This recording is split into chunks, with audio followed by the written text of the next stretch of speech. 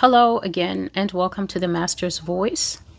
I am Celestial, and you're welcome to this channel. To old and new subscribers alike, you're very welcome.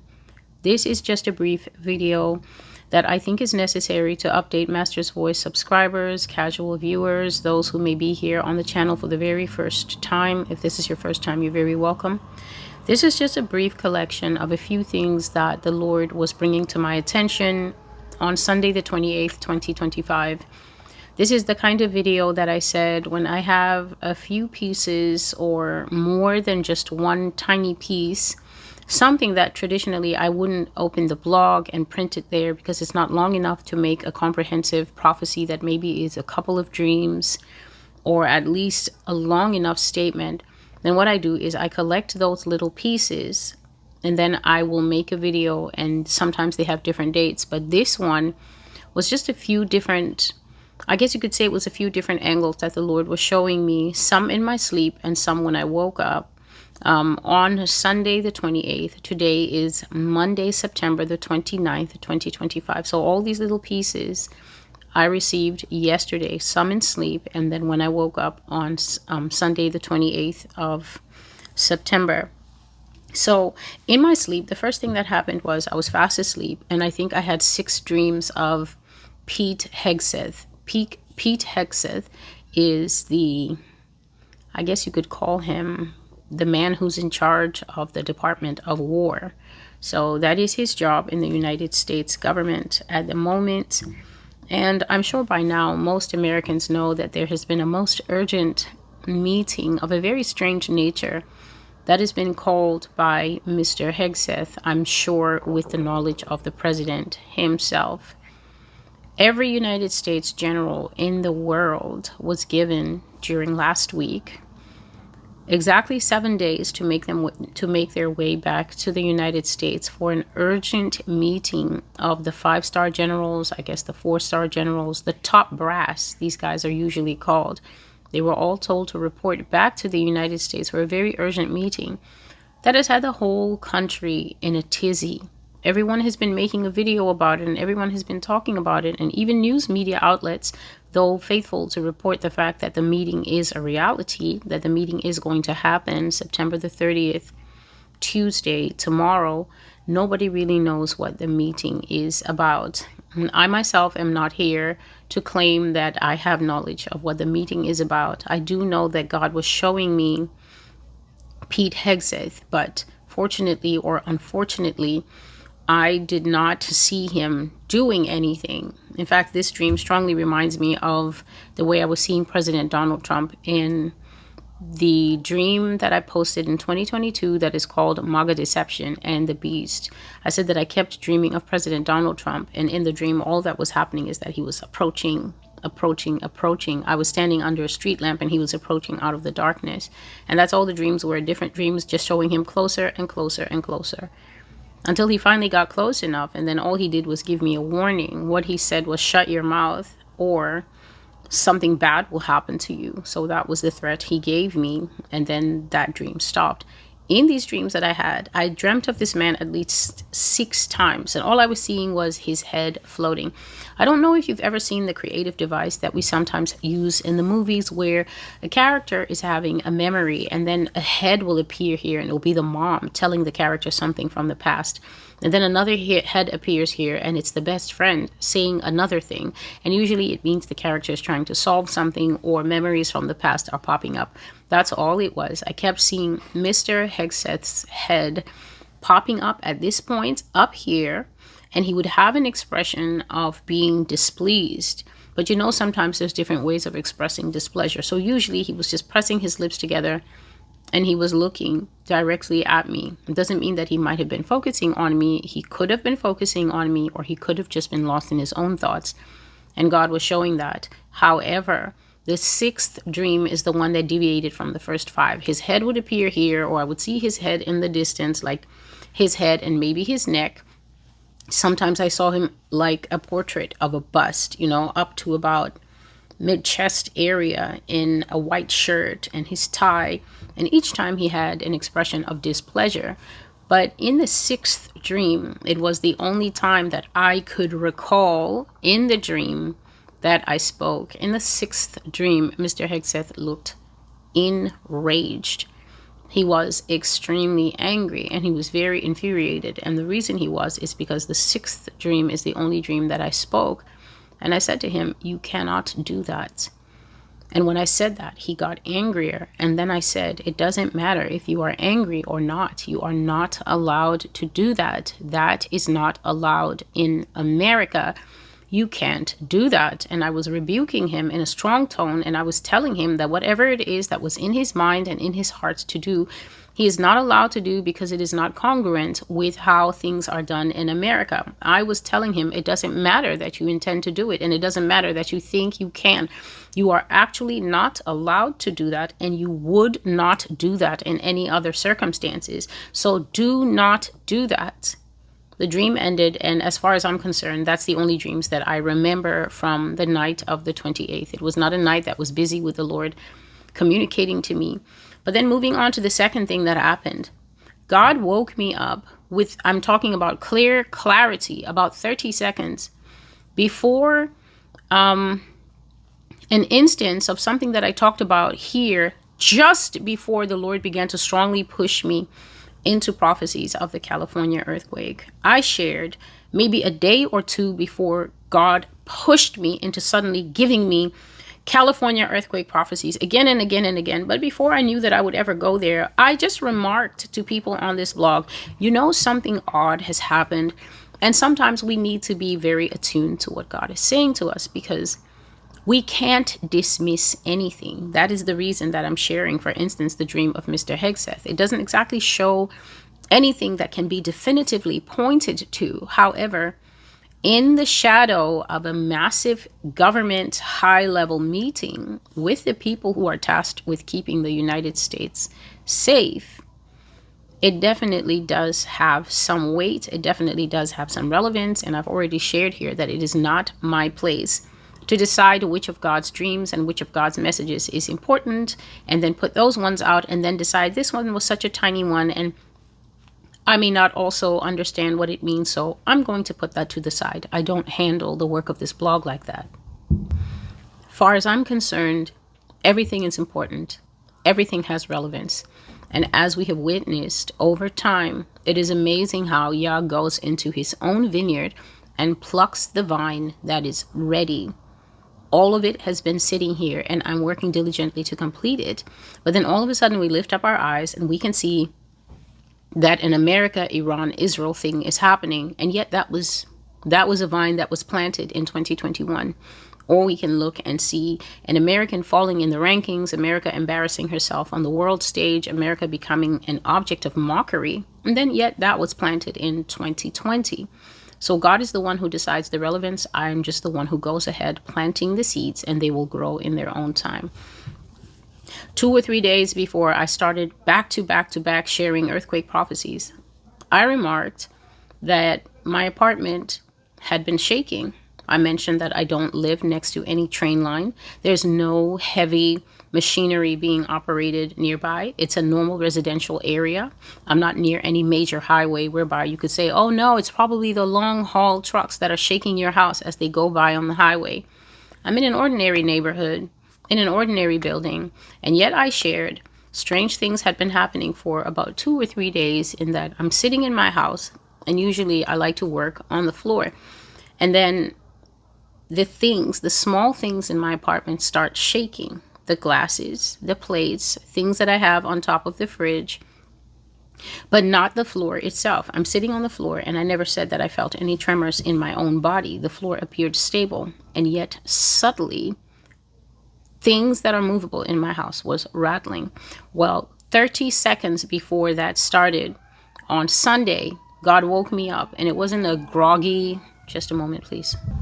It wasn't a groggy, sleepy, oh, I'm not sure what's going on. I woke up and I was so clear in my mind. I was so clear and aware of my surroundings. And 30 seconds later, everything in my apartment started to do that subtle shaking. And for the next couple of hours, for the next 3 hours, as I decided, well, let me just get up and start getting ready for church. I could actually get a few things done before I head out. For the next 3 hours, periodically, at about 20-minute intervals, This apartment that is here in Brooklyn, New York City, was definitely shaking. At no point did I feel shaking through the ground with my feet. What was happening is that everything in the house that's not tethered, everything that's not big, like a table or a chair or the couch, every small thing, plates, cups, saucers, everything that I have on top of the fridge kept going, and it wasn't small tremors. It wasn't like, oh, 5 seconds. No, it was like 10, 15 seconds of sustained shaking. And I was thinking to myself, I wonder if I should really ask my neighbors if they're noticing this, or if they're seeing anything like this. But I decided, I opted not to. But this thing happened for 3 solid hours until I got out the house. And when I came back for the rest of the day, it didn't happen again. And as it was happening, I remembered something that the Lord said to me before I fell asleep. And I'm going to read it. Before I fell asleep, I'm going to read it out. It was just a few sentences that he said to me concerning a chapter that I keep saying, we have to go through that chapter. I've been through that chapter at least a minimum of 6 times in the years that I have been here. But Yah keeps coming back to this chapter because this chapter is going to be instrumental to Americans understanding that their judgment and their punishment is set. It is a most distressing thing, truly, from the perspective that I have of being one who is safeguarding and stewarding God's words, to see how stubborn people are in America. And for purposes of what I'm going to say next, I'm going to absolutely X out people who don't know Jesus, people who have fallen away from Jesus, maybe because they have soul wounds, they've been wounded in church, maybe something happened in their lives and they called out to God and they didn't understand God's purpose and what was happening to them. Maybe it was the loss of a spouse, the loss of a child, the loss of a family member. Yah is present in all the ups and downs of the human life. Yah can work in the midst of what seems like devastating pain. Yah has meaning in everything that happens to us. Because to imagine a world in which events can happen to us where things are good, blessings come, opportunity comes, promotion comes, uplifting comes, great joy comes, a baby comes, a spouse is found, a company is finally up on its feet, the company finally begins to perform worthily in the 2nd or the 3rd year, and you begin to reap exponential benefits. For humanity to imagine a world in which blessing can easily be attributed to God, as in God is present in the world as I'm getting blessed, but then God somehow leaves the world when shadow comes. God somehow leaves the world when a terrible accident comes. Suddenly God is absent when I'm in pain. For human beings to conceive of a world like that just speaks to the dichotomy, the split brain that is inside us. What it means is that we are very capable of erasing the presence of God when it seems convenient to us. Because when we're going through times of pain, times of anger, times of falling down the rankings, when we begin to decline in life, sometimes even when we begin to decline in importance because we're increasing in age. The society we inhabit now doesn't have respect for older people. The society we inhabit now treats older people like a burden. It treats them like something that is just to be endured. Young people have not learned, probably because their parents before them have been very busy, very pressed by the environment, by life. Or maybe the parents before them are nursing grudges and see no reason to bring their children up with love and appreciation for the elderly. So we have about 2 generations or even 3 generations still living that don't know how to honor the elderly, don't know how to value them, don't know actually how to dialogue with them to bridge the gap so that the wisdom and the wealth of understanding that is in some of them can traverse the years and come into the younger person, so that they can avoid many heartaches. And so even the elderly find that as they increase in birthdays, they decrease in importance. And that can be painful for a lot of them. They feel overlooked, they feel rejected, they feel lonely, they feel misunderstood, and that sometimes informs the character that some of them have. They can be very grumpy, they can be very dismissive, they can be very rude, they can be very triggered, they can be very many things.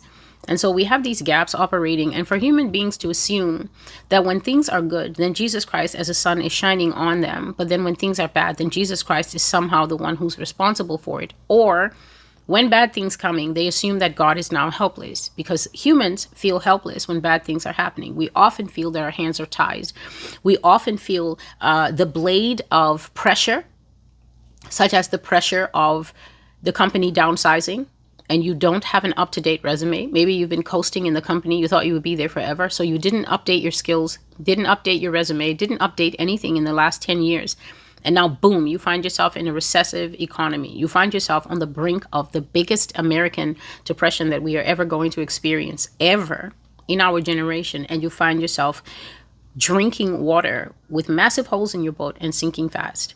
And now you don't know what to do. You feel pressured if there's an eviction, if there's a loss of a promotion, if there's a loss of a house. People might be about to repossess your house. You might be one paycheck away, one missed paycheck away from losing some kind of government benefit, losing some kind of government coupon that keeps you in a house, or losing your car, or losing your home and having to go to the shelter. For people to assume that God is helpless because they are helpless, and so if they cry out to God and God doesn't answer right away, then they get mad and they get so upset and they get so furious at God and they want to basically cast him out of their lives. It literally does not work like that. Nothing about God constrains him to work within the limitations of the human brain. He is far too big for you, your tiny self, to think that you can assume him a role in your movie. You are just one of millions of pawns moving around in God's movie. And so it can be very strange to observe the way that people are dealing with God, and nowhere more, for instance, sadly, than in the Christian church. The people who are supposed to know God the most often exhibit huge, gaping, empty holes of nothingness when it comes to knowing their God. And when you don't know your God, you will not know how to act around God. You will not know how to act around God's word. You will not know how to act around God's messengers. And you're bound to mess yourself up. And so God brought to mind, again, I wasn't even doing Bible study in Isaiah 8:13, but he brought to mind the stubbornness of the people who live in the place called Babylon. He brought to mind again, speaking to me with caution, brought to mind again how stubborn Americans are. And just putting aside those who are outside and just working with those who are in the church, it is very strange and disheartening to me to see how stubborn and hard-hearted, how arrogant, proud, and totally out of the loop, totally out of any kind of meaningful connection with Jesus Christ and what Jesus Christ is concerned with right now, most people in Christianity are. People in American Christianity. I'm not speaking about those who are practicing American brand of Christianity outside. I said American Christians, the American Christian church, are so woefully, almost to a man, out of touch with God, that truly, I have to bluntly tell you that the Christian church in America is on the eve of its greatest punishment, for judgment begins at the house of God. And yet the people in the church are the most adamant that they are highly favored, that they're blessed, that they're the children of God. They don't want to listen to reason. They don't want to listen to the chastisement that is coming. They don't want to listen to the waves of punishment that have already started lapping at the shoreline before it goes out and forms one of the greatest overwhelming waves of judgment to the church that has ever happened. They don't want to hear it. They don't believe in divine retribution for sin. They think that sin doesn't need to be shouldered by them as the church. And they definitely do not think that there's any commission on us as the Christian church in America whatsoever, facing these devastating judgments, to go down collectively on our knees and begin to repent with loud voices, genuine contrition. People still get upset when they hear certain things in the prophecies. There is a resistant seed that is in the heart of some of the people that come here that I literally have no tolerance with. A person can come here having absolutely no prophecies, as in none, not even 3, not even 1. That person will then tell me in my face when God's prophecy has fulfilled. So God gave the prophecy not to them, but me. They have no declaration of a prophecy on their page. Instead, they come here and they watch mine. And then when I say that the Lord's word has been fulfilled in this way, they will tell me, no, actually it has not. For this and for that and for whit and for that. Actually, this has fulfilled that person. I've already told people that I'm in a new season. It's a season where God has told me to preserve my peace, and especially to guard my stamina, because he's let me know that stamina is required to finish the work. Celestial, he said, work, work, work, work. But who can work in the midst of thistles and thorns? Who can work in the midst of hard-heartedness? Who can work in the midst of people who, the supposed best of them, the supposed best of us, the cream of the crop, creme de la creme, those who have risen to the top, the Christians, are so low down the totem pole that with no clue as to what would happen until they found this blog, they have now become the overseers of the blog to tell me what is what and when is when. I will simply put those people outside. As God has said to me, a window is still something that you can watch through. And you know what he means by that? I found it odd that he would put it that way, but he said a window is still available to watch through. A window is something that we all have in our homes. The window protects from rain. The window protects from dust. The window protects from the loud noise outside. And yet anybody who's outside can still look through the window. In order to preserve my peace and to make sure that I have the stamina and the peace of mind away from thorns to finish the work, I will simply shut the window. You will be able to look through the window and observe everything else that is going inside, so that you will not be without knowledge, but you will not be inside the house, which is where the house owner sits with all the house owner's things. I will sit inside the blog, the people who want to be inside the blog, and the people who don't want to be inside the blog will be outside of the blog. Before I slept, I would just say basically September 27th evening, but it was already September 28th because I tend to sleep very late. The Lord was telling me about Isaiah 13. And what he said was, tell the American people and make it very plain to them that we have come to the era of their retribution. Now, we've all heard the word retribution before. It's usually the word that is mentioned through gritted teeth in lots of Western movies. When something has happened to a guy, maybe a gang of guys has come and assaulted his wife, killed a couple of his horses, stolen the best of his cattle, and he comes back and he finds his ranch in devastation. After his tears have dried, he becomes this killing machine, going after the men who caused him to suffer so much harm. And that arc where he is seeking vengeance for everything that was taken from him is usually referred to throughout the movie as his retribution. The revenge that he takes for the things that he suffers. The anger that he carries that fuels him night and day as he rides across endless amounts of landscapes, looking for each one of that 5-man gang, 3-man gang that came, took his wife away, killed his child, destroyed his marriage, and destroyed everything that he had sunken his effort into. That arc of putting things right in a man's own way is called retribution. Now imagine the God of heaven, the one who can command storms, the one who can command sandstorms, the one who can command floods, the one who can command sinkholes, the one who can command fire, burning down huge acreages in fires, the one who can command tsunamis, the one who can command earthquakes and volcanoes and strange diseases and all kinds of other things that you may or may not have heard on this blog. Imagine that person telling you clearly that you have come to the time of your retribution. And just try to put your mind on what exactly would be communicated to you. Tell the American people the time has come to pay them back. Retribution for their sins. Tell them what retribution means and define it for them. That is the whole message. And that's just what I've done. Tell them what retribution means. Retribution means payback. In order for payback to have meaning, without question, we have to accept that one has done something. This is the biggest problem that I face on this blog. Nobody is able to count because nobody has access to my dashboard to be able to see all the comments that get published and all the comments that don't. Bear in mind, I'm excluding the people who just come here to cause drama, who just come here to throw out slurs and throw out contrariness and everything. I'm excluding all of those people. I am talking about even the people who have been here for a while.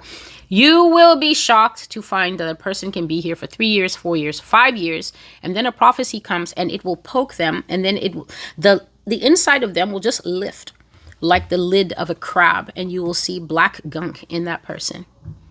The amount of people who have been sitting here for at least a year or two, who get triggered by hearing that God is going to judge this country, and then reach for the too convenient boogeymen that the propaganda machine of America has raised them with. Americans have been raised to believe that everybody else in the world is more sinful than them. I don't know where this crack addicted lie started from, but if I had to pick anyone, I would actually say the special government bodies that were raised up in the early part of this country, usually or sometime I would peg it, the secret government bodies that were raised up during the time of the Second World War. Because Americans in the first era up to the First World War seem to be markedly different from the second crop that has grown up under the specter of nonsense like Cold War, Chinese aggression, Russian aggression. There's something in the crop living now, especially in the older bunch, that really, truly is marrow deep in them, that makes them think that civilizations that outstrip them in existence by thousands of years. China is so old that I'm surprised that China is still able to chart and remember its history from back then until now. And embedded in the history of all nations that have lived a long time, the African nations that used to exist just as various tribes people in regions living next to each other, the Europeans who are thousands of years older than this country that is not even 500 years old. All they who lived before have their periods of savage wars, atrocities, which is what most countries use to establish dominance. Countries always establish dominance against those who are weaker and opposed to them. So the Europeans had terrible wars that they fought among themselves. The Africans have terrible wars. In the Asian region, they all fought for supremacy, and China having the largest land area, and also Japan having a small area of land, but very superior means of fighting, just like Great Britain. Some countries were able to establish themselves at the top, but all countries have a history of blood. Somehow it's lost in the minds of Americans that God is such a just God, and God has been watching the chessboard much longer than them and their dim lens. Somehow there is something inside the people in this country that constantly tells them that God cannot be trusted to come to a right conclusion about them. I don't know what Satan has done to most of us in this place. He hasn't done it to everybody, because everybody who truly, truly, truly knows that Jesus Christ is Lord and has done even the most minimal work to submit the pride of their hearts to allowing Jesus to speak to them, shape them, and mold them. Those people are not infected with this thing that I'm talking about. There is something embedded in the American psyche that truly, truly, it never speaks. I'm telling you facts here. The thing never speaks. It doesn't speak when it's inside them. The only time it speaks is when the truth comes and stabs them in the chest. That is the only way to get that demonic spirit in most people to say something. And what it will always say is, but we're not the first. But we're not the worst. They will say things that makes no sense in light of Revelation 18. Revelation 18, if you ever lose your Bible and you want to remember what Revelation 18 is about, Revelation 18 is the story of the first and the most wicked and the worst people in the world. The people of Mystery Babylon, the people of the United States of America. If you ever lose a Bible and you truly just want to get a synopsis of what the most horrendous judgment in the Bible is, it is Revelation 18, the lighting up, the barbecuing, the smoking, and the eventual erasure of what God himself says are the first, the worst, and the most horrendous to ever do it. Americans can never accept this indictment. And now, if you are in a foreign country, you will finally have the key to why you say things like, why don't these people listen to Celestial? We're in so-and-so country and we can hear what she's saying. In fact, as she lists all the things that are causing their problem, we can admit, can't we, that out of the 10 she listed for this video, just one video, we already have 6 we need to be careful before we end up like America. Now you can understand why the messages cannot enter the hearts of the people that I'm sent to speak to. And the reason is, if your heart is already full of the yeast, that you shouldn't be hearing this stuff because you're not the worst. China's ancient sins far outstrip ours. Who told you that? Are you able to do even the most basic math? If China is thousands of years old and has not caught God's attention for total annihilation, and you're not yet 500 years old, and God has told you that he will take your entire landmass and press it under the sea so that you can be the second country on record, historical record. The first is Atlantis. You will be the second continent or country in human history to be punished by being placed underneath the waters of earth to never be seen again. This means that even when God drowned the entire world, he brought it back up again. He placed the whole earth under subjugation to the waves. And then when his anger was appeased, when he had exacted his retribution upon the sin of that period, he brought the whole of the earth back up again. To hear that you're the second in eternity thus far to go down, and then to still have a piece of you standing up like a rusty nail. This is what is in the hearts of most people here. The majority, and I'm speaking to the church that gathers here. I am not speaking of the rebels outside who don't even have the first GPS to know where Jesus is and how they can beep, beep, beep, beep, beep, beep, beep, beep, beep their way to him. I'm talking to you, the people that gather here. The amount of you that have rusty nails sticking out of you, I am truly concerned in why you think that you can be full of the most liquefied, silent rebellion that never speaks until the spirit in me moves me to say something, and then the rock goes directly into the eye of that rebellion that is still inside you. And then your rebellion speaks and it comes out in a comment. I really want to know why some of you are so hot for the rapture. Is the rapture for rebels? Is the rapture for people who don't even know the depths that are inside them? They don't yet know that the reason nothing I say can benefit them, that the reason that, I'm trying to do this and I'm trying to leave the country, but it's not working. It's not working because you have never repented of the sin of the United States. You've never done it. There's always been a flaw in the way that you call out to God. And God knows the flaw is there. And he cannot hand you the absolution for sin well confessed because you've never accepted that the sin is greater than everyone else. You've never done it. If you do it, the patriot flag in your soul will catch fire and you are afraid of being burnt with accepting that you're the worst. That God has looked at the whole earth. God has looked at everything, all the atrocities of the Arabs. He's looked at all the atrocities of the Asians. He's looked at all the atrocities of the Canadians right to the north and the Latin Americans to the south. He's looked at the atrocities of the Europeans from whence you came. He's looked at everything that Africans are guilty of. And he's decided that it's you.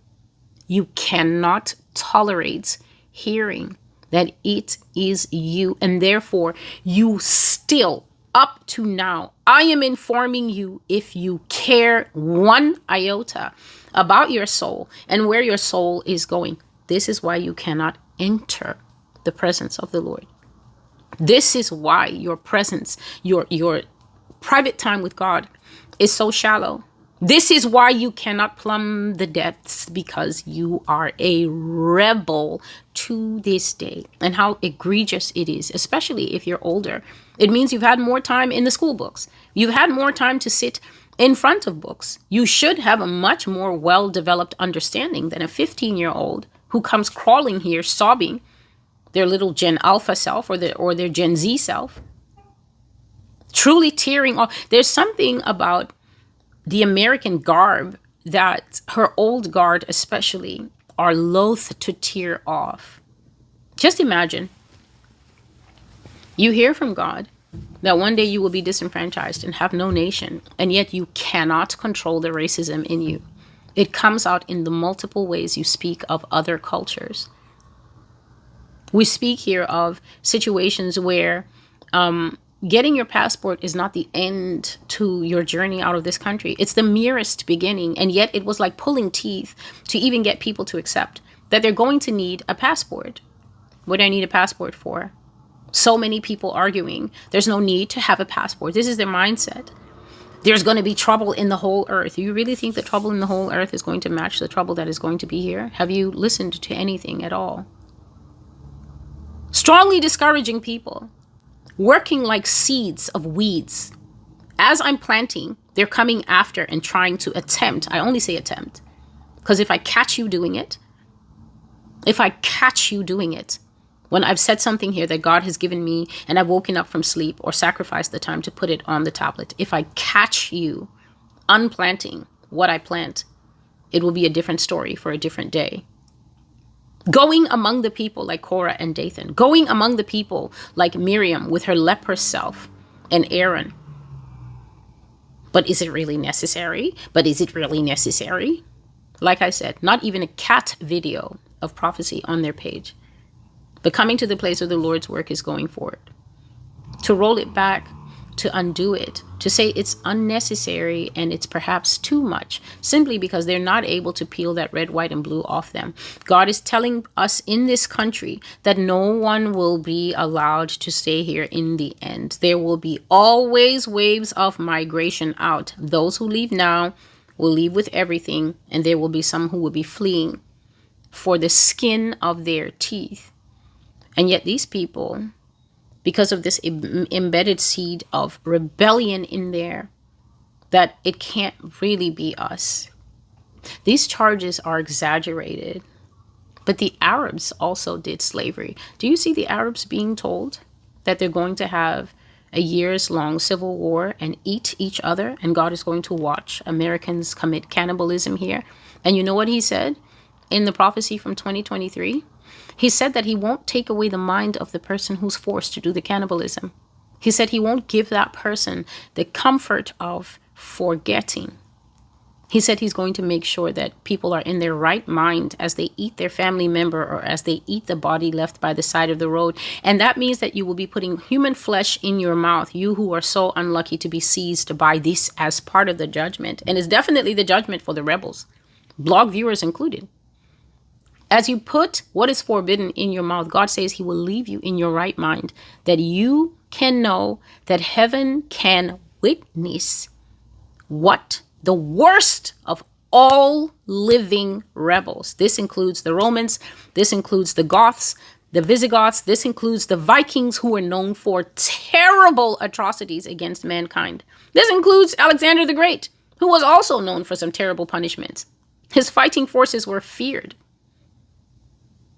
Attila the Hun, another person with atrocities. God is saying that you seem to not understand that he's been the umpire watching all the worst of humanity.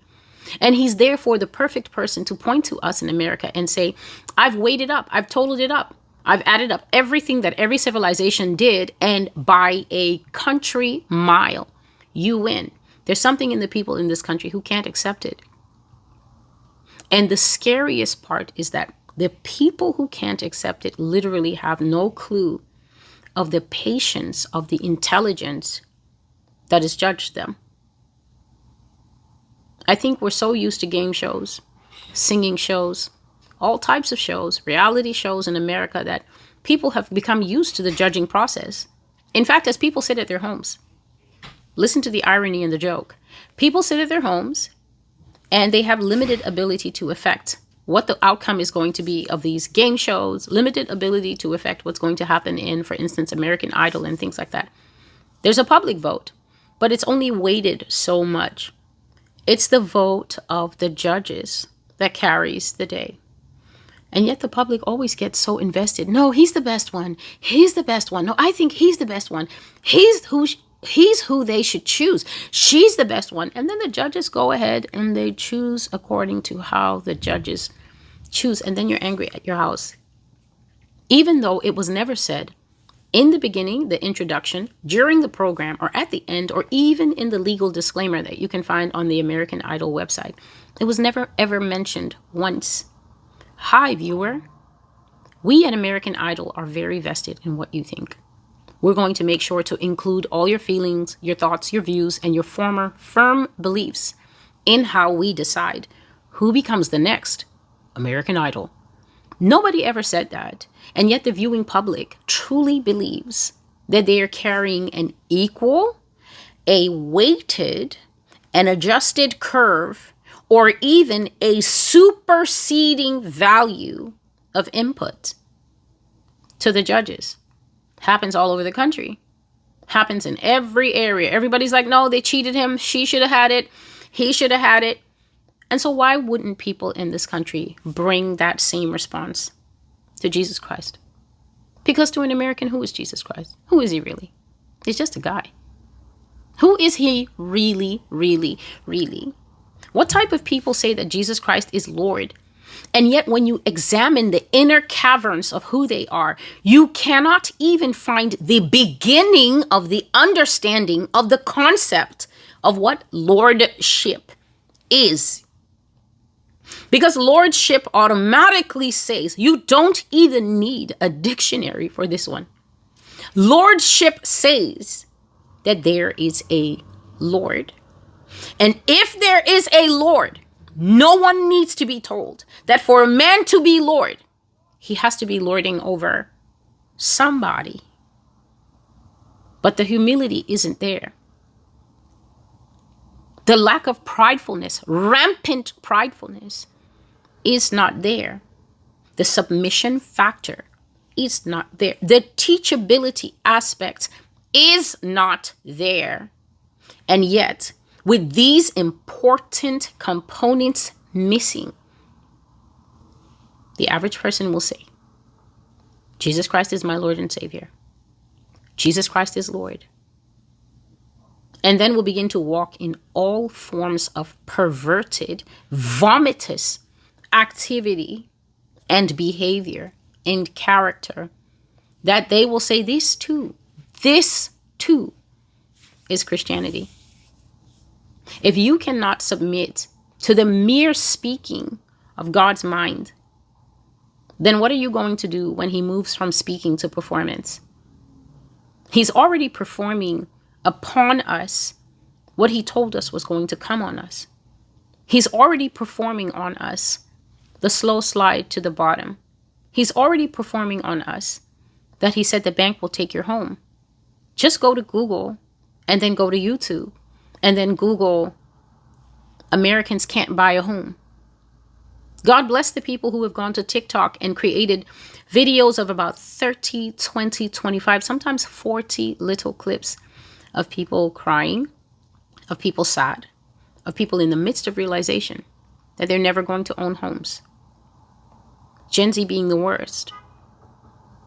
They're too young to even be at the arc of home ownership, and yet they already know, with the fact that they're eating bagels and boiled eggs 5 days a week and then maybe having meat for the last 2, they already know that home ownership is a pipe dream. He's already performing the lagging economy on us. He's already performing economic hardship on us. He's already performing loss of civil rights on us. He's already performing attacking of constitutional liberties on us. Yet the people remain adamant that he's not a good judge because the historical evils of China. What is going on with you? And that's just a rhetorical question because I can see clear as day what is going on with you. You are a rebel facing the specter of being rejected by God for your hard heart and unbelief. And yet, here's the scary part. You are utterly oblivious that you are not on the side you would assume. If anyone gave you $1 million and say, are you with the sheep, with the goats? You would laugh. Some of you that I'm speaking to, you would laugh and say, oh my goodness, God heard my prayers. This is such easy money with the sheep. And then they would pull off the silver platter and there would be a piece of paper. You open the paper and it says, The Lord says the goats. The Lord says this one is an absolute rebel. The goats. You cannot tolerate the speaking of the message, which God called running with the footmen. The speaking of the judgment. You cannot tolerate it without trying to tweak it, shave a little bit off and say, we're not as bad as the Middle East. What about the things that Saddam did? What about Saddam? What did Saddam do that is worse than what George Bush Sr. and George Bush Jr. have done? He's a dictator. Who have you had? Why do you imagine yourselves free when you are so chained that all other people do is observe how you have 10,000 lords and masters? The HOA guy is your master, or HOA lady. The medical insurer is your boss. You have a real boss. The landlords are your boss. The Jewish mafia that runs this nation is your boss. Benjamin Netanyahu is your boss. Where's the freedom of which you are so proud? It is imagined. And this is why we need to give, as I was saying, the propaganda machine that started just after World War II, their props, they have produced an ocean of people brainwashed into believing themselves first. When the Bible says that they are last, how dangerous is it to believe yourself first when God, who assigns all position on earth, says that you are last? What hope is there for you? Are you not deceived? In the midst of deceit, Jeremiah said of God's people once long ago, in the midst of deceit, Jeremiah says, my people dwell. Meaning that the people are living in a morass of confusion and delusion that is so deep that you can't even find a candle or a flashlight to start shining it on them to tell them, please, it's so dark in your soul. You are so confused. You really need to come away from the edge where you find yourself. The Lord just tasked me with a few short words to tell America that the era of retribution, full retribution for sins, whether you accept that they are heinous or not, whether you accept that America is the worst or not, that era has come. The next thing that he said to me before I slept was to tell me it shall be a wave indeed. He said that the tsunami that's going to come to California, the tsunami wave that I said, the thing rose up to the point that the shadow of it was on the land. He said that it will be a wave indeed. It shall be a wave indeed. As the architect of the wave, why would I argue with him? I've never designed even a waterfall. So why would I have anything in me to disagree with or to question the one that caused so much devastation in the Boxing Day tsunami in Thailand? Why would I say anything to him? He was just telling me it will be a wave indeed. And he was saying that the earthquake will be of a magnitude 12, unseen in human history, and that it will cause a most provocative devastation in the United States. Provocative devastation literally means, have you ever been walking and you see someone approaching with a sizable dog, but the dog is on a leash? And so you just assume that this dog has been socialized, the dog knows about other people, and that the dog is not going to do what it does next, which is lunge so close towards you, pulling on its leash and standing up in front of you that for a second, you realize that you don't have any facelift money and that you're about to be destroyed by the drooling, gripping snout of a dog. God is saying that the California disaster is going to go to the heart of Americans and lodge there, because that's what provocative means. It literally means to provoke. God will provoke everything depending on what's already simmering inside people. He will provoke everything from outbreaks of suicide. Some people are going to respond to this devastation that may take away a loved one, that may take away a family member, that may take away their entire livelihood and business. They've flown out of the country for business. They've flown to another part of the country for business. And so God has shown them some mercy. It's still going to have an ending where it will be as if they died in the earthquake when they look on TV and see that the entire region of where they lived has gone into the sea. Apoplectic shock, meltdowns, mental illness, whatever is simmering inside people already. Please understand, this means that whatever edge you are already at, which is why for me, I will absolutely keep this blog sanitized, because the blog is not inside a storage unit. It's not surrounded by metal gates and walls. The blog is right here in public. It's open to everybody else. It will just have nice bulletproof windows that you can stay on the outside of and you can watch, but you will not come in to be a disruptive presence. Because the last thing that I need, as someone who has not finished the library of messages that she has, the last thing that I need is to see something like that and be toppled into an unfamiliar emotion that I was not watching out for, because people were constantly provoking me before a provocative event came to the United States. A provocative event is coming. The problem is that that provocative event will have uncountable different results in uncountable different souls in the United States.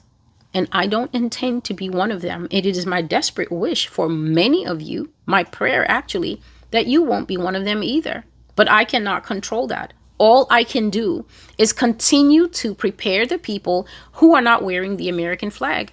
The people who are wearing the American flag cannot be reached by me. They cannot be reached by me. And that is something that I figured out at least 2.5 years ago. I figured it out in 2023 when God spoke to me, and you can find out exactly when I let go of trying to reach a thorn. That is in the prophecy, Too Big to Fail. That is right in the middle of 2023. People who are wearing the American flag will never understand me, and they cannot be reached for me because they belong to Mother Babylon. I didn't come to preach to Mother Babylon's children. It's impossible to reach her children because they actually don't know that her flag that they're wearing is made of poisoned fabric. For as long as it rests on them and touches their skin, they will constantly have her belladonna in their soul. Every time they put her garment on, whether they're on the red side, the blue side, the Bernie Sanders side, whatever side, as long as they're wearing her clothing, they're covered over with an infection that includes resistance and deafness. Those children are not for me. I actually came for the people who are living their lives on all fours, eating grass.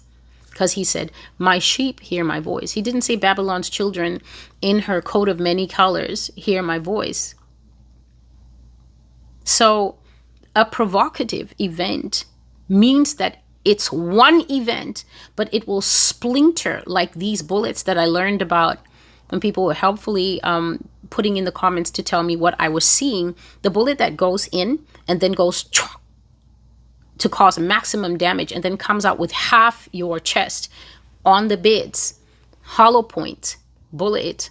Yes. That provocative event will enter America in one direction, but I promise you that by the time it bursts out of her on the other side, it will be dragging millions of American souls with it, their entrails, their expectations, their wife, their husband, their business partner, their former roommate, the love of their life who decided not to leave California. That bullet of the provocative event is going to go in, but it's coming out with so much human material stuck to it that it would be the most unwise person who will keep listening to these prophecies and keep with their garden gloves and garden shears looking for a point to do a work that Jesus never asked them, which is snip, snip, snip, trim, trim, trim, prune, prune, prune, into a shape that makes sense to them. I literally don't understand such people, and I don't have time for how that type of mind works because my mind doesn't work like that. And so you have heard of Mr. Hegseth. You have heard of the earthquake tremors. You have heard of the California wave description. You have heard of the Isaiah 13 retribution of the Lord. And now let's look at, the Lord is just amazing. It is amazing the way his description will just go from one thing to another. This is what Yah gave me just before I left for church on the 28th of September, Sunday morning. I just sat down and I jotted it down that he was talking about. And I think to the end of this prophecy, I may include a few clips. The difficulty is that including clips sometimes is what brings the ads. I think I figured it out. In addition to YouTube, obviously, even sometimes I don't include clips, just the topic. If it's a topic about the imposters in Israel, or if it's a topic about, for instance, US weaponry and technology, they always ruin those videos by putting ads in them. But I think sometimes I may have used a clip that carries music that has royalties, and I think royalties attracts ads automatically. I'm not sure. It's just a theory. But this last part, we will call the domination of China. Imagine, you go to bed and God is talking about earthquakes and retribution. You wake up, you're figuring out an earthquake, why you've been seeing the Department of War and its head. And then just before heading out to church, we're in China. Listen to this. The war of domination that will be fought in the future will be fought and won and dominated by China. They have modern technology that America and Western allies know nothing about. They have the exoskeleton that you saw in your dreams about the UN soldiers, except that theirs is faster and lighter and stronger than the American one. America has a version, but the Chinese version is much better. It can stand tall, but it can also bend low into an all-fours position and make a man run like that without putting any effort for himself. They can also fight with lasers, handheld lasers for combat, handheld lasers that can cut flesh and simultaneously seal the wound so that not much blood comes out of it. And I added here just for an understanding, I guess this is an instant cauterizing effect. Cauterizing means when you use an extremely hot element, such as a rod of iron or perhaps superheated glass or something, to seal a wound by using burning flesh. You actually burn the flesh shut as a way of sterilizing a wound and also sealing it shut immediately so that you can guard against infection and also prevent loss of blood. China's capability are beyond and a distraction in the field. They bear out any research you might hope to do on their technology and advancements thus far.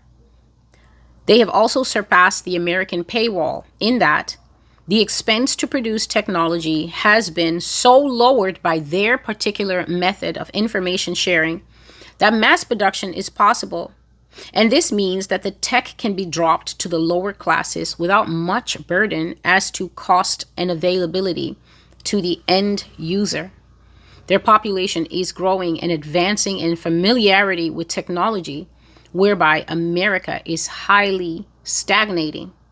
Her people don't know anything about the latest tech due to the fact that her government is highly secretive and always hiding everything they have from them rather than mobilizing it to make their lives better. So see the Lord now talking about in the future. And I do have a prophecy that talks about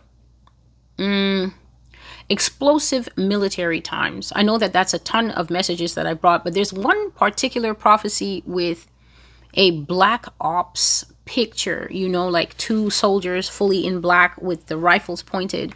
I can't think of what it is now, but I will try to figure it out. It's totally gone from my mind.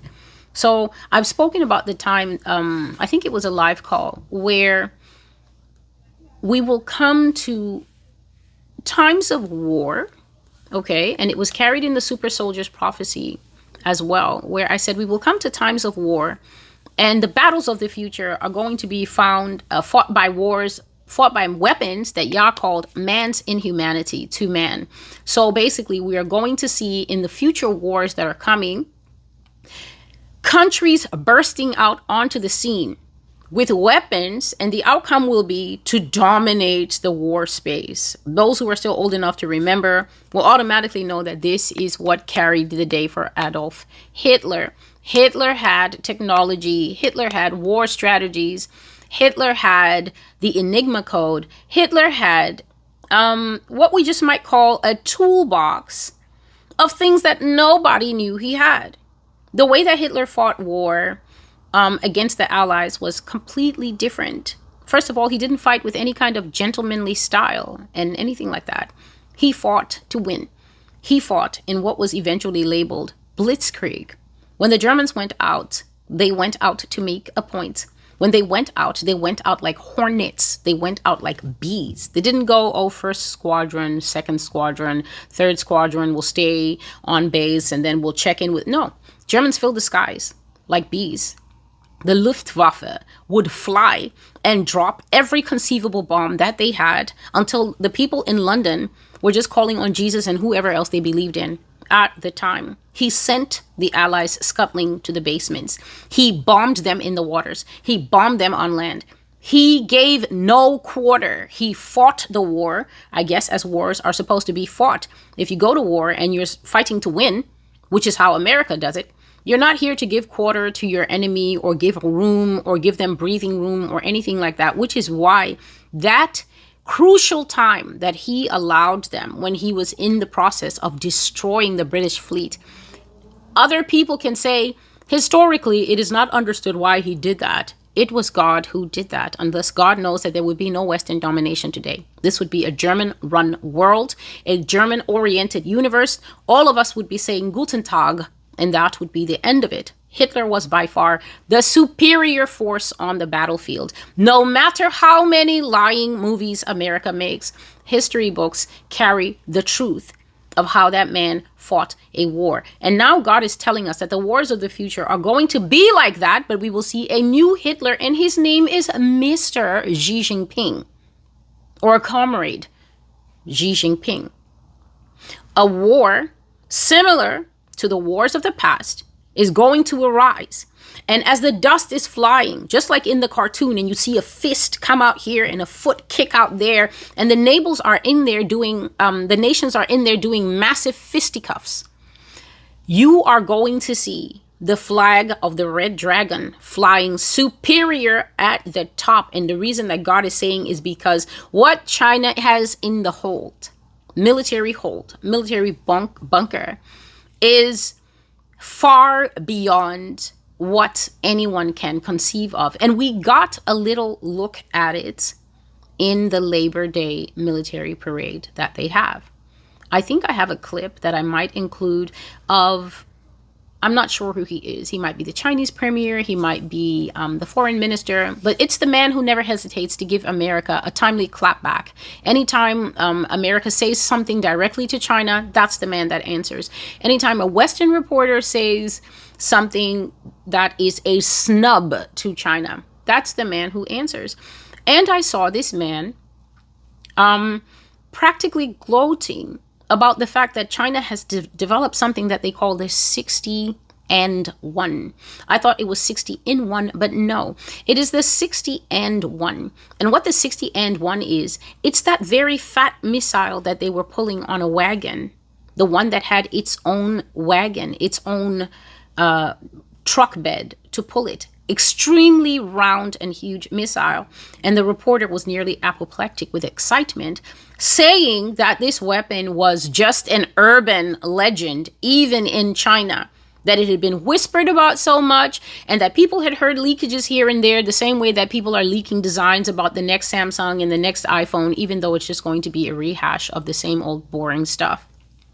This reporter was so excited, saying that most people did not think that such a weapon existed. But then I happened to come across this man who always has the available clapback, smugly saying that, oh, China has the 60 and 1. And the reason it's called the 60 and 1 is apparently because it contains 60 tactical missiles and 1 nuclear warhead. Therefore, the name there's 61. And as he was talking, he made it known that this missile can be sent in one direction, but then it will open up like a petaled flower, and the warhead will go to one place. He said the warhead is capable of reaching anywhere, and the missiles too can be given separate plot points, so that, I guess, whoever China feels is an enemy and all their friends can get some at the same time. One missile. And this is the thing that I was saying all the way back in 2019 or 2020 when I was doing the China prophecies, saying that Yah showed me that not only are they tactically superior, but they are extremely hardworking, that they have an ant formation mindset. Here, America has a highly individualistic mindset. Even in the military, even in the government, there is no cohesive plan for how to execute American military policy. Everybody jockeys for a position, and that is because the one shining candle in the midst of the American heart is to win. It's to win. We don't care how we win. We don't care if it's a clean method, dirty method, cheating method, who we lie, who we kill, who we whatever. It's to win. China has a different mindset that I have always brought out in the Chinese prophecies and the Russian prophecies, and it is basically for China itself. They are taught to diminish individualism and to uphold China, and by extension, China's well-being. China's well-being is why the Chinese people wake up and go to work. It's why they're in the factories. It's why they work on endless shifts so that that economy never closes. The American economy closes. Nobody's working here 24 hours a day except maybe, it's not the car manufacturers, clothes manufacturers, nothing. It's probably security guards. They work on shift. Some work at night, some work in the daytime. Call centers. Some work at night, some work in the daytime. That's about it. China's actually working and producing day and night. They don't sleep. They have the benefit of a massive population, which means that they can afford lower wages. And that is why all the American companies sprinted over there a long time, because every company, its lifeblood is profit. Its lifeblood is profit. If you can give me workers for a quarter or half of what the American worker wants, of course I will come and build factories in your country. Of course I will relocate. You're lowering my operation costs. You're eliminating so many of my salary concerns. You're lowering so much of my overheads. Of course I will come there, because with those things lower, I have so much more slush fund to give to the CEOs and the billionaires and the shareholders. That's how it works. And so China is militarily advanced. I said that I saw that they were able to make electricity out of seawater. And that was years back. I don't know if they've actually managed to do that, if they've actually found a way to get light, electricity, out of the water of the sea. But I said that I saw them working with beakers, and that when they accomplished it, everybody was so excited that they called other people from other labs, and the other lab workers came, and then they all did that happy Chinese, we have done well, because China is now doing well through us. That's the mindset that they have. They teach it to their little ones. They don't teach their little one, you go to school and everybody talks to you, you punch them in the eye, Billy. No, that's a highly cooperative society. I have seen some scary videos, and when I say scary, I just mean mind-blowing, of Chinese babies. They are babies. I think they are 4. Making breakfast. Some people go out to the Chinese baby garden where the Chinese babies have grown stuff, and they harvest and they bring it in, and other other babies clean their class space, and some babies make lunch, and some babies serve lunch, and some babies set the table, and the teachers are just there going so. That's it. And then the teachers put them down for siesta, and they teach them. It's a cooperative society. It's not a competitive society, because they are taught from young that China's well-being is actually your well-being. And so you hear Yah saying that the reason they've managed to leapfrog, this is something that's very sensitive in Americans. I know there will be so many red and angry faces watching me, but right now there's no two-way communication with these videos. And so I can't see you. And if you're upset, you just need to get over it and start thinking about where you're going to be spending the rest of your life when you leave here. So their capabilities, God says, are beyond just a mere distraction in the field. And I found this so puzzling that I literally had to think on it until the answer came to me. When God is telling you that somebody's capabilities are more than just a distraction, I want you to think of what the US government always puts out about China. They always put about China that China is a puff of wind. That's what he means by they're beyond just a distraction. People are always like, and the Chinese, they'll come together. That's the government's stance towards China. The government of the United States regularly tries to psych us, the people of America, out about China. They try to run a psychological game on our minds that because they smirk when China is mentioned, we should smirk when China is mentioned. We are told to have no interest in China because for some reason when it comes to American leadership and even American scholarship in this country, the professors and teachers, the majority of them constantly say that China is becoming, like Michelle Obama. Becoming is the process of they're getting there, they're getting there, they're getting there. China's there. China is not only there, but China has surpassed, which is God's way of telling us that America actually cannot alter reality. All America can do is alter the brains of us who sit here by telling us and misleading us that China is merely a distraction and that America is still the main event. This is one of the biggest lies upon the surface of the earth. The prophecy that is coming to my mind now, that when I find these clips for you, you will have to admit that this prophecy is well fulfilled, is called the fairest of them all. I think this is a 2021 or maybe a 2022 message where God says that China is going to be the global leader in trends and fashion, in government, in military, in everything.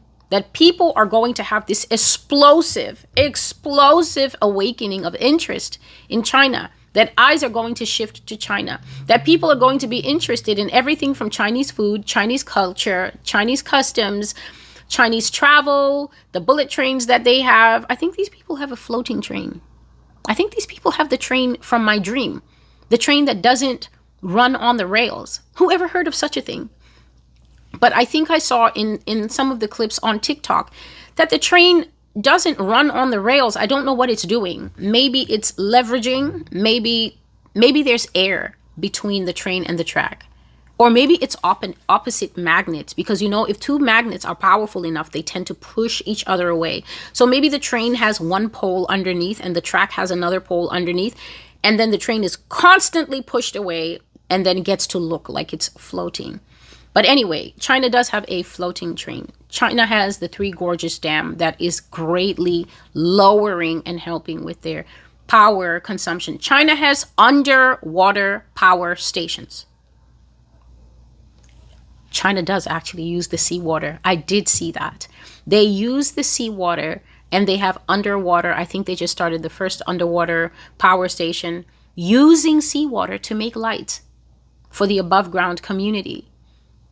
And so much of what God said, I remember when I made that prophecy, the fairest of them all. I'm not even speaking about the video. I'm talking about when I first put it in writing, the amount of Americans who were abusing me there. I had to ban them from the blog. I had to block their ability to actually say the things that they were saying to me. They were accusing me of being a Chinese agent because visually, I'm the first thing you think of when you think of a Chinese agent. They were accusing me of being a Chinese agent. They were accusing me of being one who hates America because, of course, stating facts is always translated to some minds as, well, I guess you hate. So if you say, I love apples, there will always be the contingent that will then gaslight you by saying, so I guess you just hate watermelons and oranges then. Because of course, I love apples sounds like I hate watermelons and oranges. There was so much uproar. There was so much anger. There was so much fury that it was very difficult for that prophecy to be digested by people merely merely seeing the written version. I made the video, same overwhelming reaction. Here we are now. It's 4 to 5 years later, sitting in the reality of what God said. And now what are you going to say? Are you going to gaslight God and tell God that God hates America? Well, yeah. But are you going to gaslight him and accuse him of being a Chinese agent when he literally was showing me in pictures the precision of Chinese aviation, and the children were 19. They were 19 to 22 years old. And I saw them fly over, drop a fake payload, and the instructor was in the ear, and God was translating. As the instructor was saying, you didn't destroy the target completely. You've left a piece of it. You've left a piece of it that has not been bombed because you didn't drop with precise accuracy. That means you've left a piece of it, and that means the enemy can escape, circle around, and drop it again.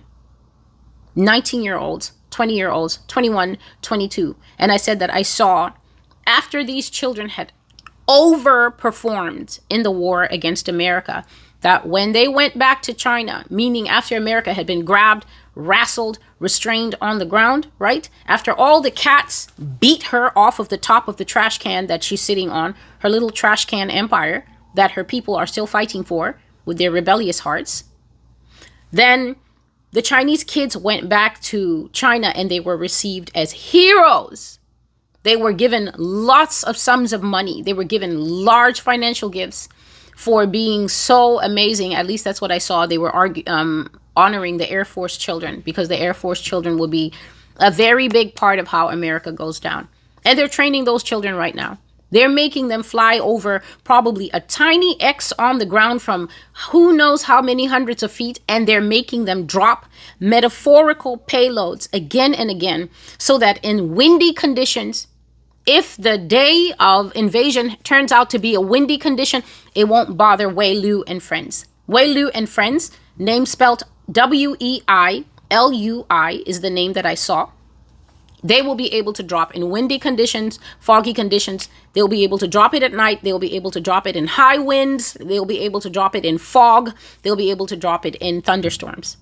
They will be able to hit the X, because these are babies that were digging up spring onions at age 4, working with actual stoves. They let those children make omelets on actual stoves. The average 4-year-old across the world would burn the house down if given access to a small stove of his size and told, make omelets and pancakes for mom and dad and serve it. That's where these children have come from. Precision, and also visualizing a goal that at heart is not self-centered. Human beings actually shine when they are working towards altruistic goals. There's a lot of criticism to the way people do things in Asia.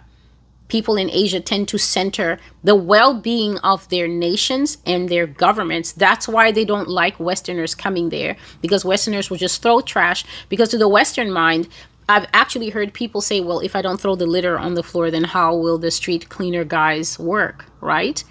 And they fully mean it. I'm creating trash. I'm creating labor because I'm helping the workforce. Over there, they detest to see their environment treated poorly, because concepts of when the environment is healthy and clean, we all benefit are strongly a part of their education. So they did not have the kind of post-war socialization that we have had over here, which is, oh, patriotism is intense loyalty to your party, which is why America is being shredded right now.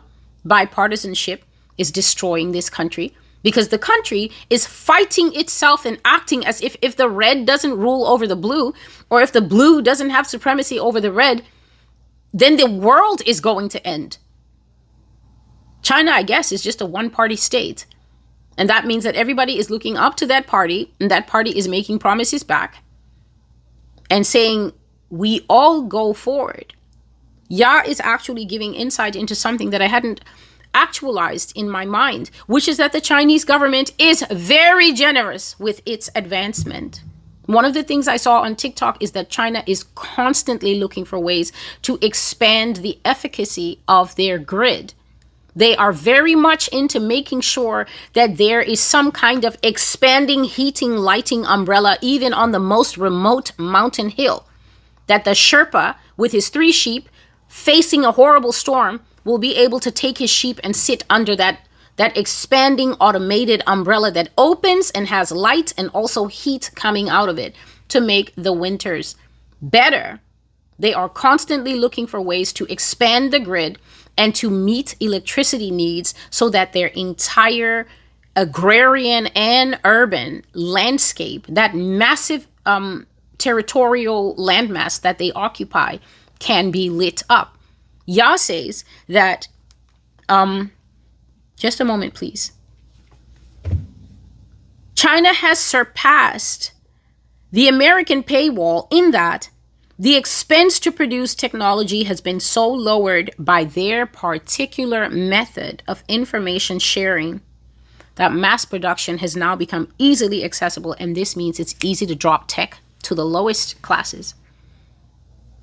So China is not the kind of person, not the kind of nation that will, for instance, create a section of phones whereby the phone that is the cheapest, let's say you have a normal phone and then a Pro and then a Pro Max. China's not the kind of nation to gatekeep the tech and only put it in the Pro Max so that only the businessmen who have 1600, 1800 to drop on a Pro Max will get access to the full features. China's going to drop the full specs of techs into the lowest phone.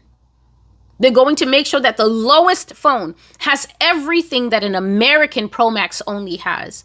They're going to drop that thing in the lowest phone so that a person who's a student or a child, when mommy buys you your first phone, a child or a university student who doesn't have very deep pockets will be able to get a stunning, amazing machine that meets their pocket.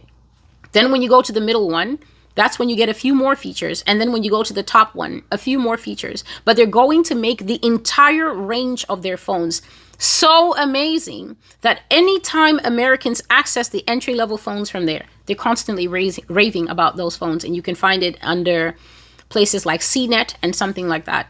You can find them raving online and making videos about their entry-level Xiaomi, their entry-level Huawei, and constantly saying this phone beats every iPhone that I've had. But the conditioning here is so strong that even if Apple doesn't innovate for 3 to 4 years, Apple is guaranteed American money because they have succeeded in monopolizing the phone industry to make sure that you barely have anything else to buy if you don't want an iPhone, because the market is so thin. Because America is very afraid of competition, actually. A lot of people think that the stuff that we have here is the best. It's simply because you haven't seen anything else. You haven't seen anything else. Some days before I got this prophecy, I was scrolling and I just saw a tag. A tag is when someone on TikTok will call me to something. So about 3-4 days ago, somebody tagged me, Master's Voice Prophecy Blog, and I clicked it. And there's a redheaded guy who lives in China. I think his name is Grossi, Grossi. And for some reason, this guy was blown away by something that Yah has mentioned in this prophecy. Robotic legs. Except that this is just legs and God is talking about the whole exoskeleton, which I will speak of just now. This young man was very amazed because apparently he went to a holiday spot and a kind of exoskeleton was available, meaning it's just something that you would put around your waist and then you put a harness on to make sure it doesn't fall off you. But then you strap it to your legs, and apparently these legs run for you. Such an odd thing. I'm not sure why people would want legs to run for them, but maybe it's a good way for people actually who can't walk to experience the sensation of walking. This guy and his friend put the legs on, and they were amazed to find that the legs were actually walking for them. And then the guy who owns the store says, these legs can actually run for you. It's not just walking that they offer. They actually offer the full sensation of running, and you won't have to do anything. They won't throw you down. You just have to make yourself limp. and the legs will carry you. And so he tells the guy, okay, pump it up to the full strength. And he pumps it up and the thing starts running. And he is amazed, laughing, giddy. He's taping himself and saying, this is amazing. I'm actually not doing anything. It's running for me. But here's the kicker. He says to the guy, I'm just asking, but how much would this kind of tech go for? And the man says, $1,950. He says, yeah, $900.15. $915. $915.